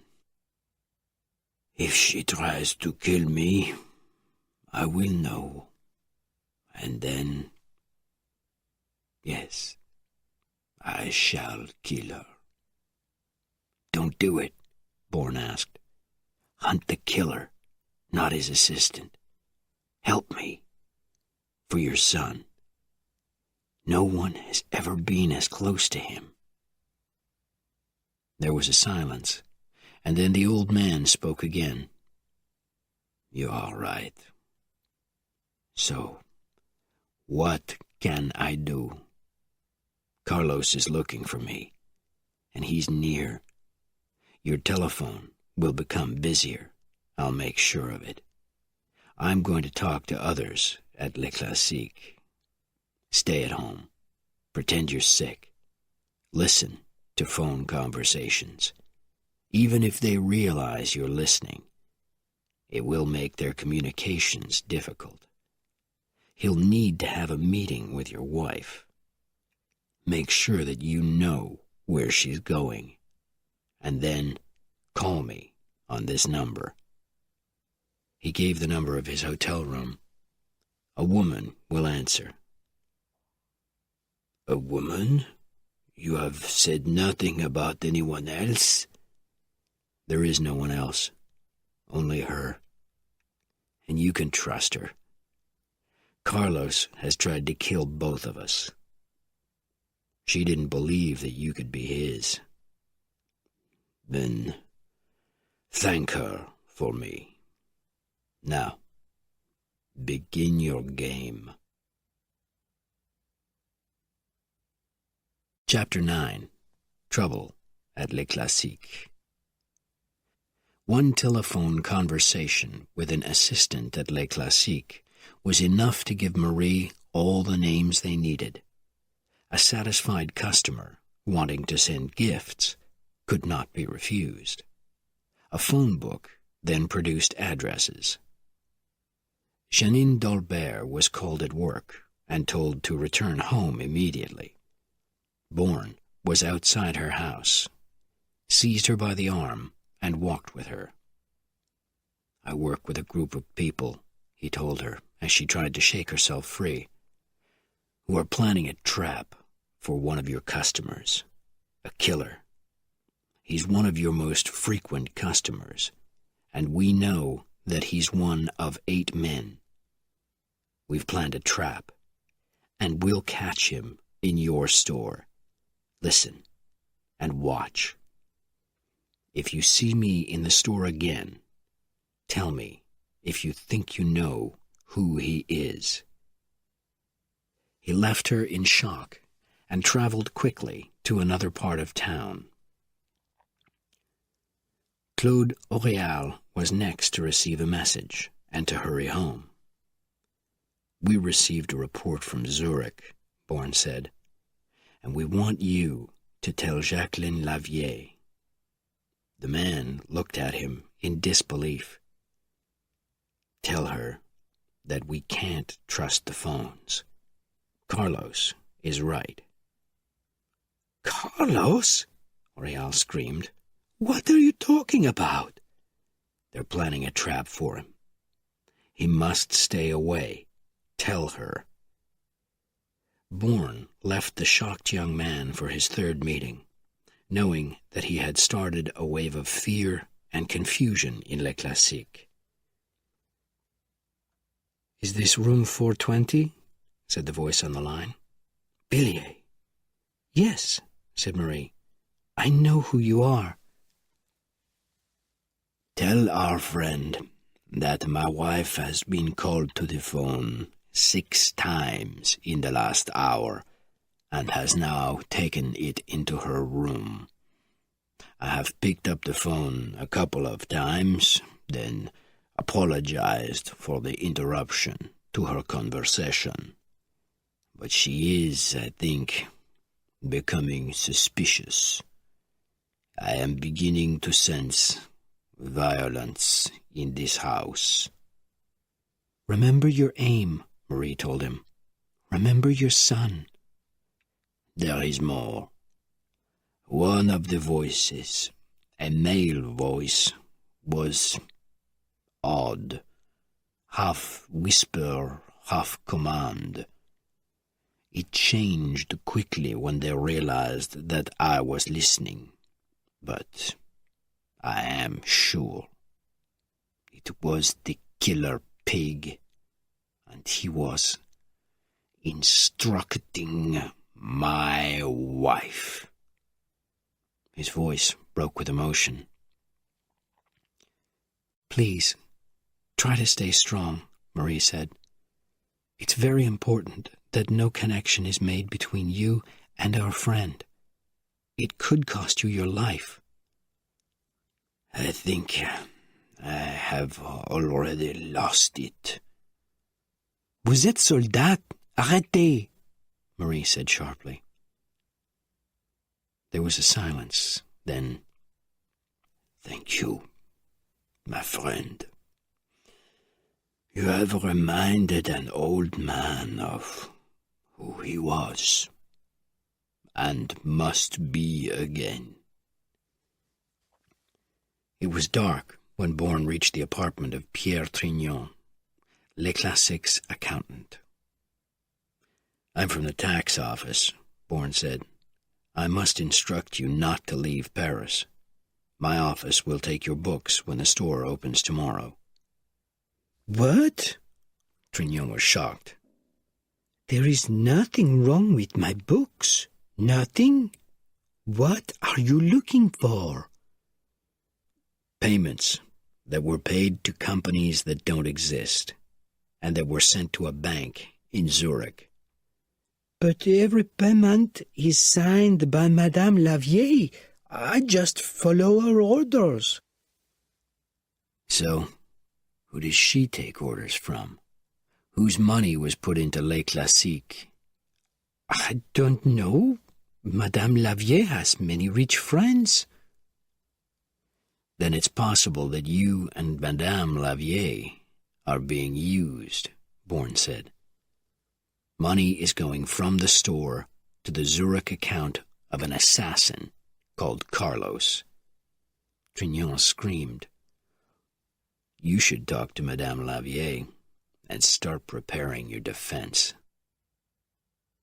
Bourne laughed. Get Carlos. Trap Carlos. Find Treadstone. Find the meaning of a message.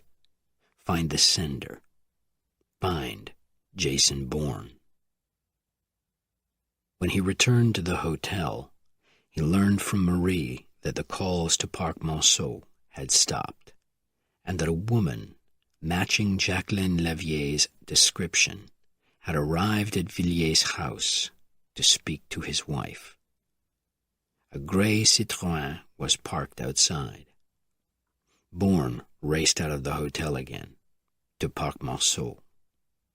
There was no sign of the Citroën, but Villiers was standing on the doorstep. They left 5 minutes ago in a taxi, the general said. My wife said that her friend wanted to see a priest at a church in Noyer-sur-Seine. 2 men followed them in the Citroën. Bourne ran for a taxi and made his way to the church, arriving as Villier's wife and Jacqueline Lavier were walking up the path. The Citroën was parked, but neither man got out. Bourne left his taxi and watched from across the street. Minutes later, Villier's wife hurried out of the church, carrying a white bag, and climbed into the back seat of the Citroën, which drove away. A white bag. Jacqueline Lavier's bag. Bourne started to move toward the church, then stopped. A trap? If Lavier was followed, he might be too. He looked around, but saw nothing suspicious, so continued toward the church. He stopped. A priest was coming out. Bourne had seen him before, not in a forgotten past, but recently. Not as a priest, but as a man with a gun. Who? Where? As the killer turned right, the sun touched his face. Bourne froze. His skin was dark by birth. He was looking at Ilyich Ramirez Sanchez. Carlos.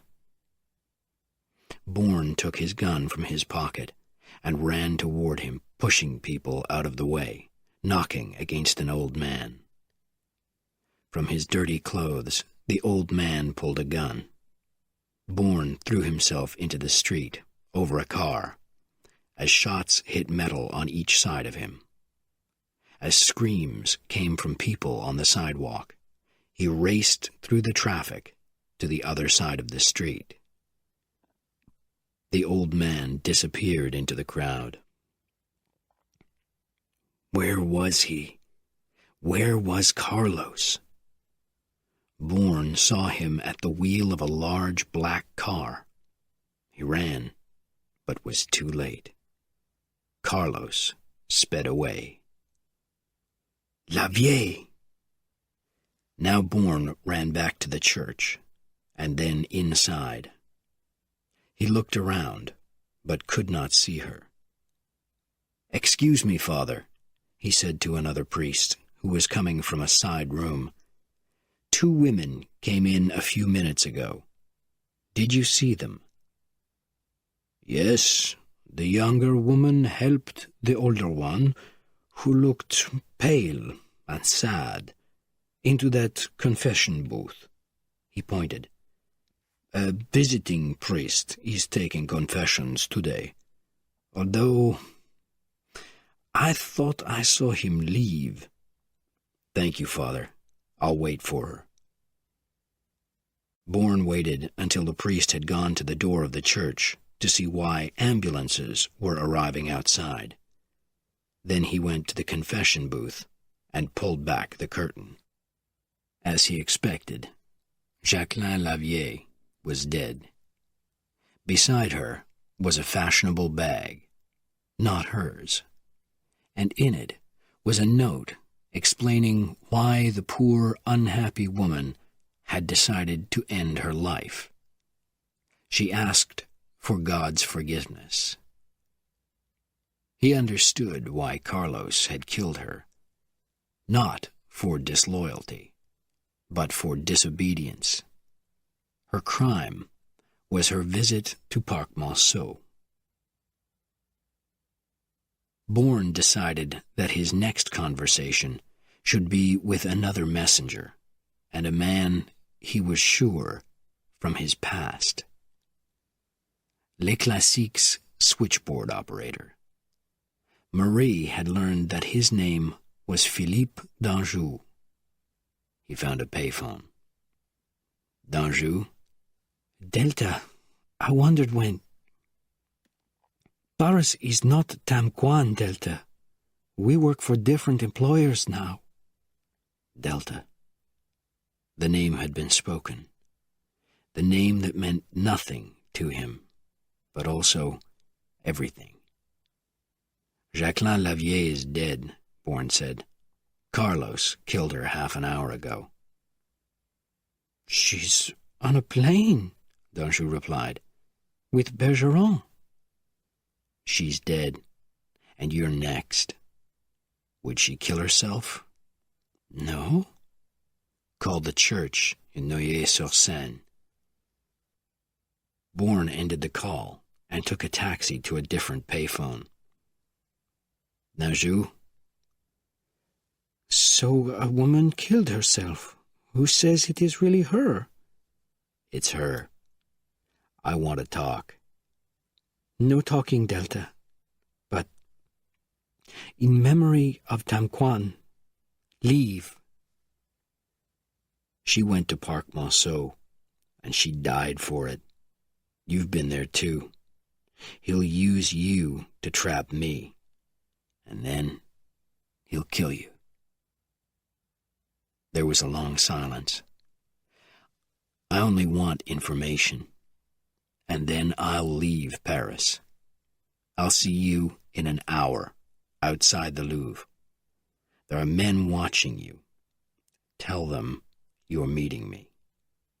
"You're mad. They'll kill you." "Then you'll be well paid. An hour, D'Anjou." Before he left the payphone near Les Classiques, Bourne noted the men in a black car who were clearly watching D'Anjou. When D'Anjou left the store, His behavior showed that he knew they were there. A taxi arrived, and the black car followed. Bourne followed in another taxi.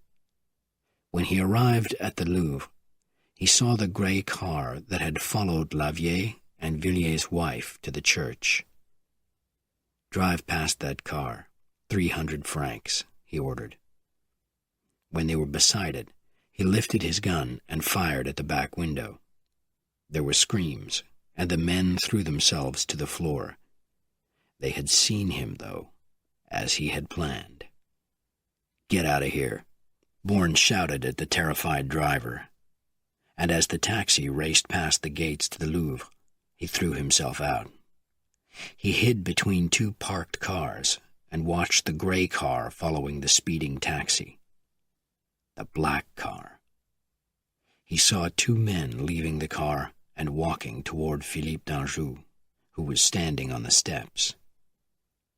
He ran until they were only a few meters from d'Anjou. "Medusa!" he shouted. D'Anjou's head came up in shock. The driver of the car turned his gun on Bourne, while the other man's was pointing at d'Anjou. Bourne dived to one side and fired at the second man, hitting him. He moved to the left as shots passed him, and fired again. The driver screamed. By this time, men, women, and children were running in all directions. Bourne stood up. D'Anjou was hiding behind a great block of stone, and Bourne ran to him. "Delta, it was Carlos's man. He was going to kill me." "I know. Let's go, quickly." Then he noticed, out of the corner of his eye, another dark-skinned figure with a gun. He pushed d'Anjou down as 4 shots flew past them. It was him. The pain returned to his head.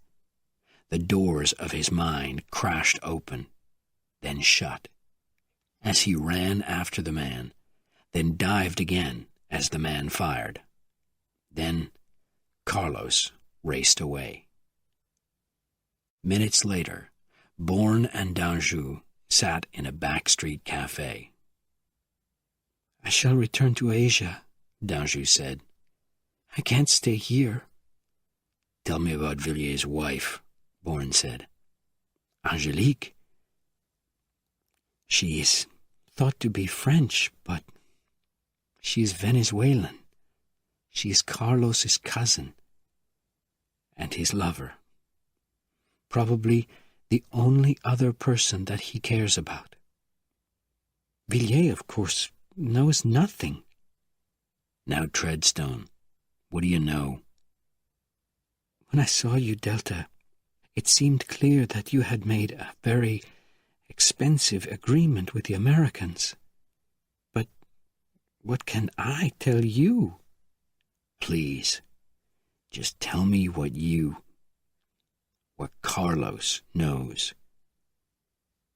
"You became Cain, with a list of contracts that never existed, to make Carlos angry, bring him out, and catch him. Treadstone 71 is the American government's most secretive group, formed by David Abbott, the same man who planned Medusa." Light and warmth were spreading into the dark corners of Bourne's mind. "I was told you were an American spy, but I knew you weren't, and that money wasn't the reason either. You are Cain for the same reason that you became Delta." "Whatever that is. Anything else?" asked Bourne urgently. "2 things. First, the Americans think you are not working for them now, or they want Carlos to think that." The silence. The message. They wanted him to return. "Second, They know, of course, that your name isn't Jason Bourne. What?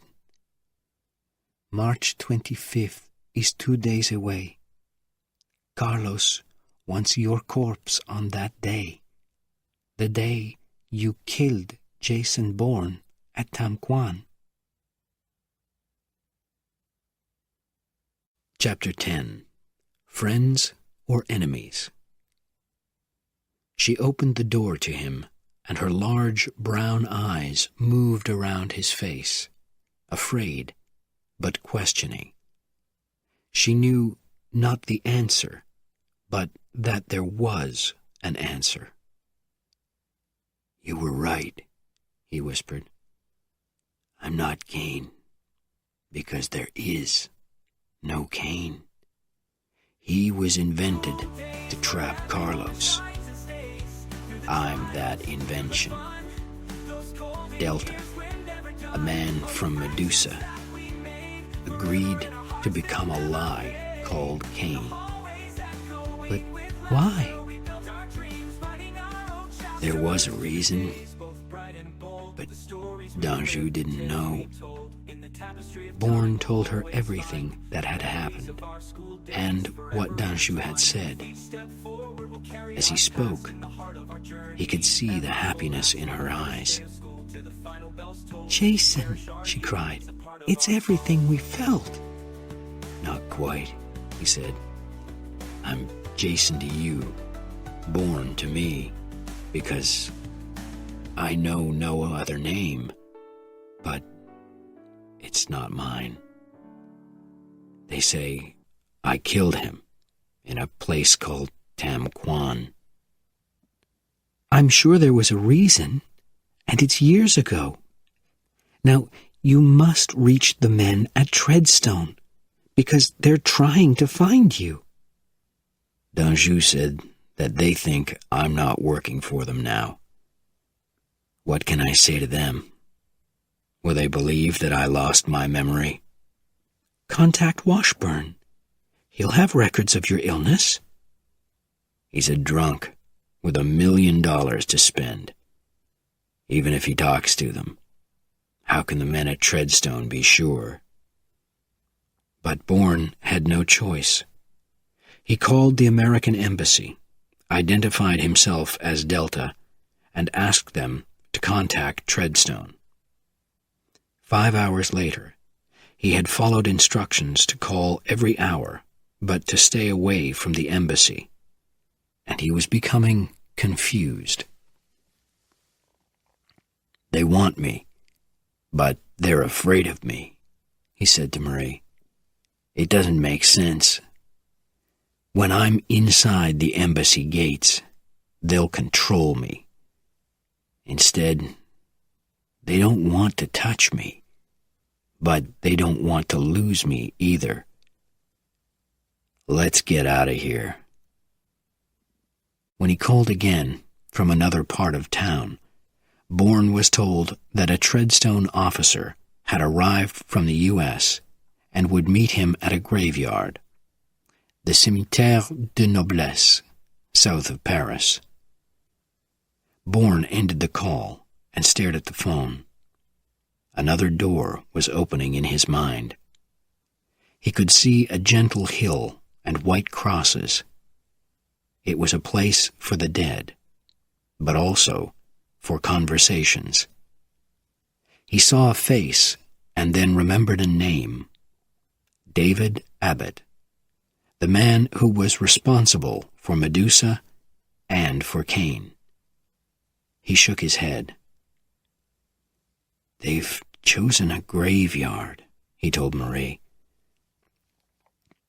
"I've been there before, so I know the Treadstone man's real. If I don't come back, call Villiers. He's the only person we can trust." He decided to take the Renault, which had been parked in an underground car park for some time now. As he walked in, he noticed a man drop down behind a car. The man didn't reappear. Who was he? How had Bourne been found? Of course, Carlos had found the receptionist who had lent them his car. Bourne quickly lowered himself between two cars and moved on his hands and knees to a position behind the man. The man stood up slowly and looked around, confused. Then, realizing that there was a trap, he ran. Now, Bourne jumped up and ran after him, knocking him to the floor. Then he pushed his fingers into the man's eyes. "You have 5 seconds to tell me who's outside." "A man. One man. In a car." "You're Carlos's man, aren't you?" "I don't know a Carlos. We call a number. I already called it." Bourne pushed him to the Renault and into the driver's seat. The man drove him outside to the other car. Bourne pointed his gun at the second man and ordered him into the Renault too.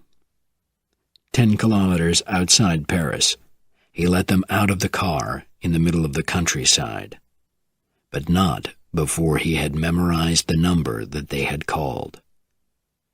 Darkness came, and he was walking through the graves. Where inside this wide, fenced area would he be? Where did he expect Bourne to be? Rain fell, and a memory came to him of other, heavier rain, a brown envelope changing hands. He suddenly noticed a faint light moving from side to side among the graves. He wanted to call out, but he did not shout and he did not run. There was something strange about the movement of the light. Was the holder communicating with another man? He was. Someone was hiding behind a gravestone, and the light had caught the end of a gun.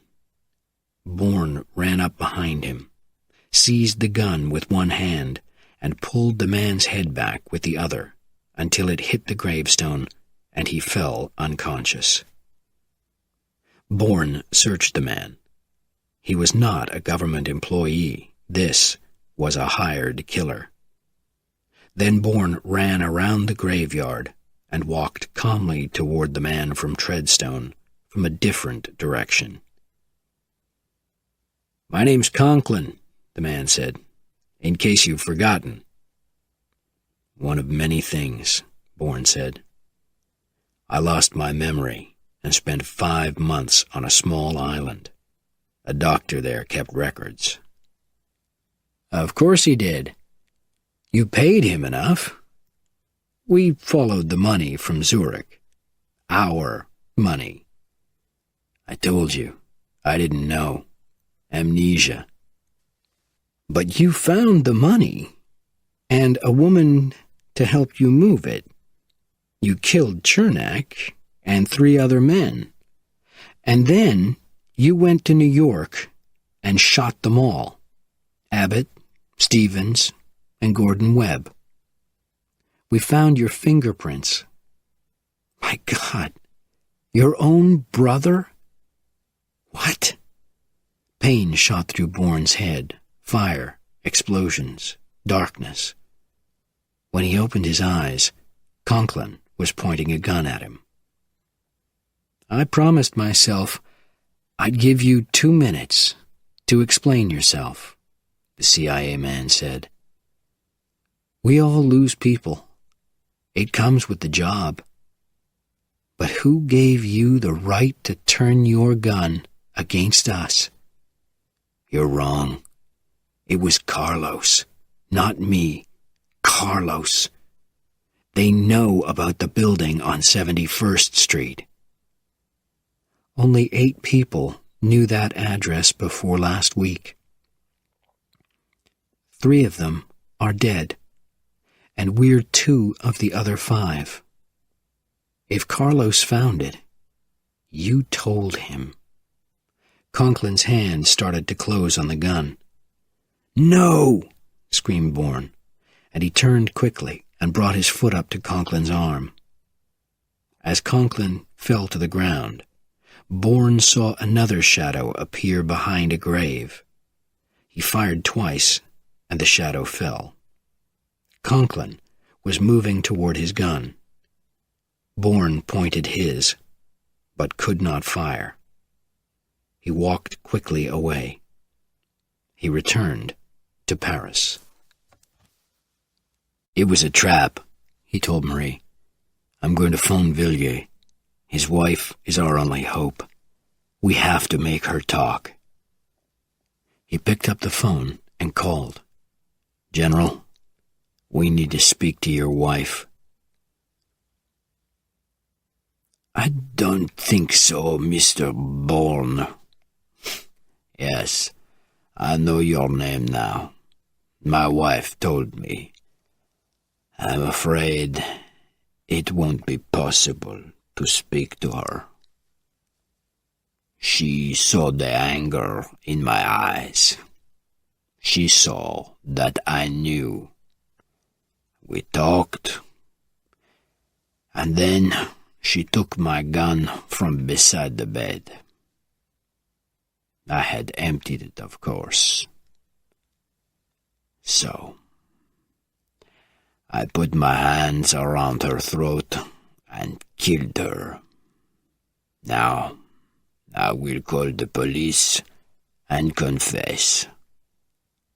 Then I shall end my own life." "No!" shouted Bourne. "You need Carlos. He killed your son. And I need him, because without him, I'm dead. Listen to me, Villiers. Don't throw your life away. You didn't kill your wife. You must say that I did." There was silence on the other end of the line. "Your wife was Carlos's cousin and his lover. You can't punish her anymore, but you can use her death." "Vous êtes soldat. Arrêtez," Villiers said, his voice shaking. "Someone reminded me recently that I am a soldier.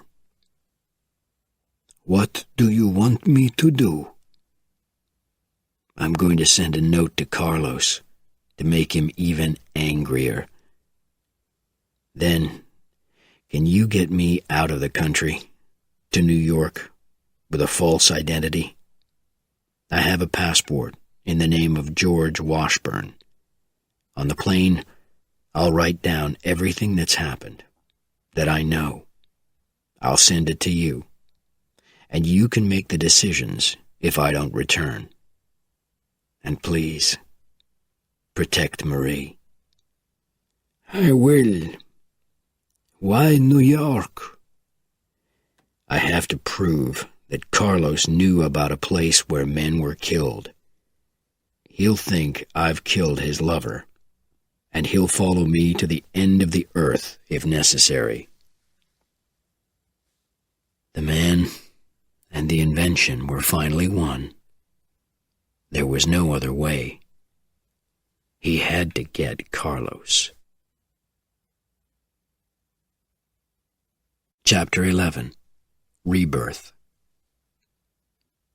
At 8:45 in the morning, the taxi moved slowly along 71st Street. Bourne recognized everything. He thought of André Villiers. Bourne had written down everything that he could remember since his memory had begun to return, and had mailed the pages to Parc Monceau. The information would be used wisely, and that knowledge gave him freedom. By the time it reached Paris, he, or Carlos, would be dead. There was the house, and he had the feeling of return. He remembered a dark room, questions, endless questions. Who is he? Quickly, you're too late. Where's this street? Who did you meet? Which of these killing methods do you use? No.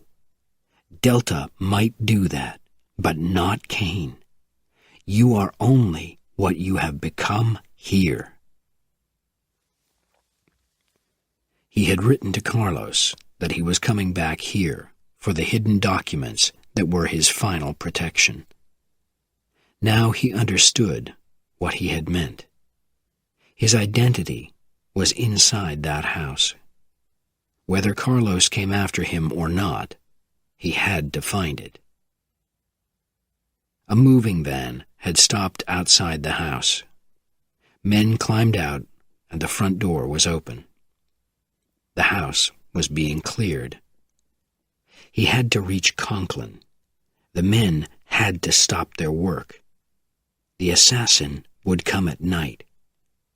The taxi driver spoke, and Bourne bent forward to listen. As he did, a bullet raced past his ear and shot the driver in the head. Bourne jumped out and fell to the ground. Carlos was here, at the doors of Treadstone. He had brought him back. He ran to a cafe, asked for the phone, and called the CIA. He was told that Conklin was away. He was not expected back until the end of the week. The U.S. Secretary of State was a very angry man.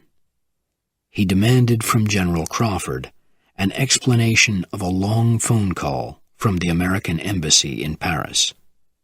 A Canadian woman had arrived at the embassy, talking about Bourne, Delta, Medusa, Kane, Carlos, and Treadstone, about American lies to foreign governments and European newspapers, without the knowledge of the Department of State.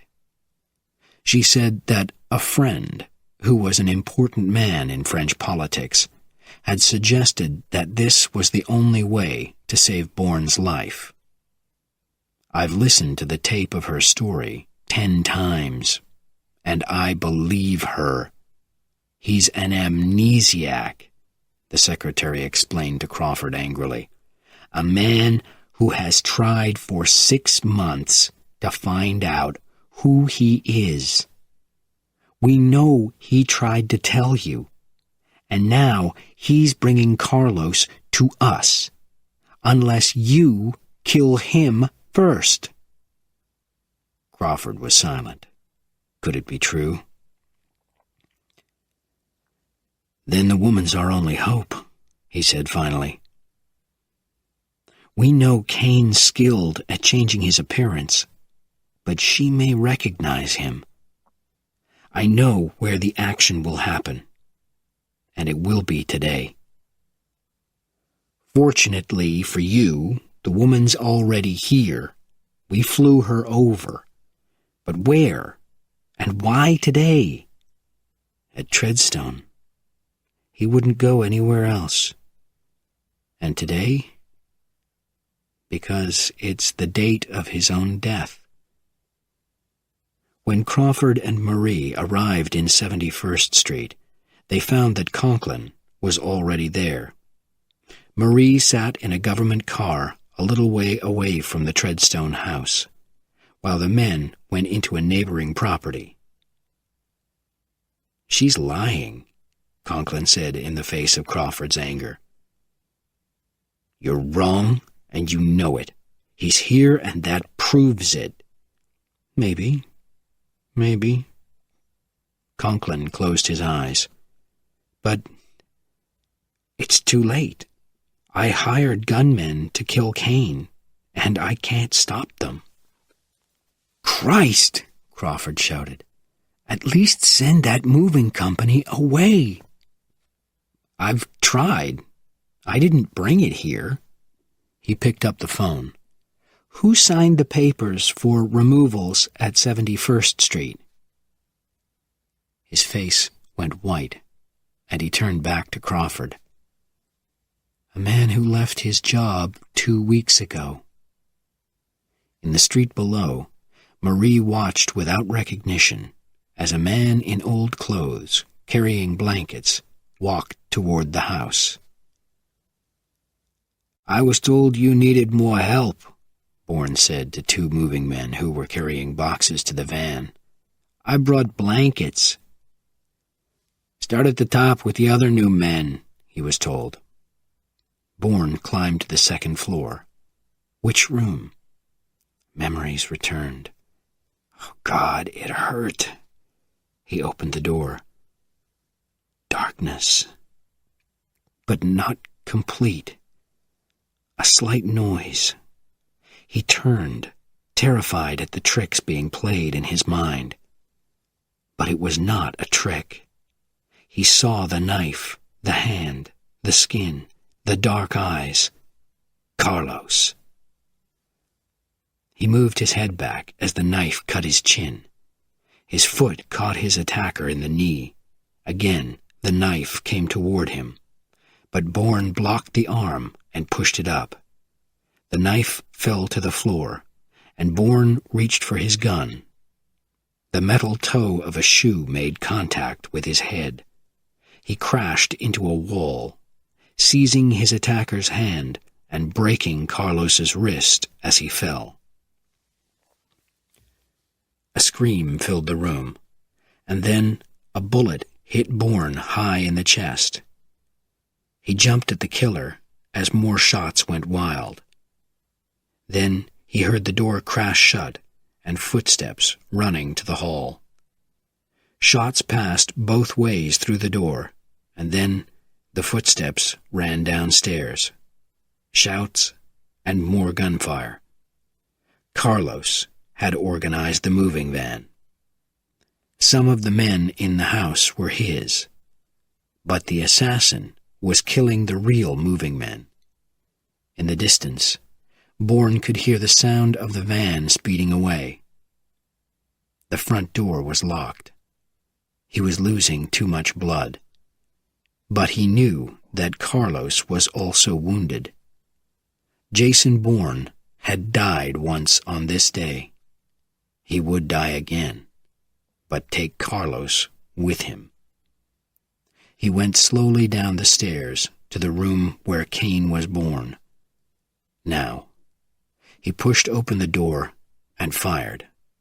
Gunshots were returned. The face. He knew it.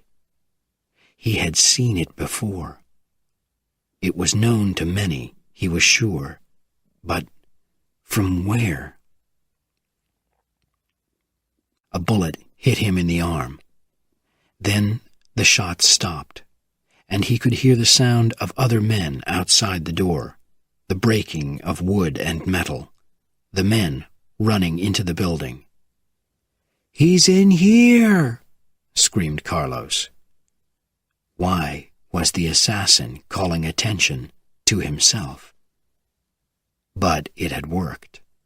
The men were running past him. Carlos was escaping. Bourne fell to the floor. "Carlos!" he cried. He heard commands. Then a man was walking toward him. A man who had tried to kill him in a Paris graveyard. "You think you'll kill me? You won't," Bourne said angrily. "You don't understand." The voice was shaking. "It's Conklin, Delta," a voice said. "I was wrong." He felt explosions in his head again, darkness, and then a clear memory. Tam Quan. They had arrived. The prisoner was moving. He was alive. But a man was walking toward him with a gun. This man had trained with them, studied maps with them, flown with them, and told the enemy where to find them. It was Bourne. Jason Bourne. Delta fired at him. More darkness. Waves were carrying him into the night sky, then throwing him down again. He was entering endless, weightless memory. And then he heard the words spoken from the clouds, filling the earth. "Jason, my love, take my hand. Hold it, Jason." Peace came with unconsciousness. "What made you realize that he was in Treadstone?" General Crawford asked Marie. "I didn't recognize him at first, but later it came to me. The man with the blankets. It was the way he held his head to the right. But it's been almost 2 weeks now." Marie said impatiently, "Tell me, Jason, who is he?" "His name is David Webb," Crawford told her. "Until 5 years ago, he was a Foreign Services officer. His wife was Thai, and they had 2 children. One day, while they were living in Phnom Penh, a plane dropped 2 bombs on the area around his home and killed his family." "Oh, God," said Marie quietly. "Whose plane was it?" "It was never identified. Webb went to Saigon and trained for Operation Medusa. He became Delta, and he was very dangerous. The North Vietnamese couldn't kill him. So they caught his brother Gordon and held him. Danjou was one of the men who went with Webb to free him. 2 of the others were in the pay of the North Vietnamese. One was Bourne, and Webb killed him. Years later, when Treadstone was formed, Webb took his name."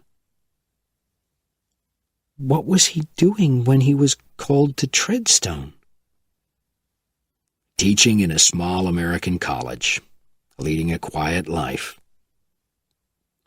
Those are the most important facts. But there's one more detail that must be understood. He will now be protected 24 hours a day, wherever he goes, whatever identity he takes. He's the only person alive who has seen Carlos as Carlos. He knows who he is, a public figure. But Carlos's identity is locked away in his mind. One day, he may remember." Marie went to the window and looked out. He was sitting quietly on the beach, facing away from the armed guards. The time here in the little house on the waterfront had been good to him. His body was whole again, and his dreams were less terrifying. Suddenly, he jumped up and ran toward the house. Marie froze. Was the madness returning? He rushed through the door, stared at her, and then spoke so softly that she could hardly hear him. But she did hear him. "My name is David."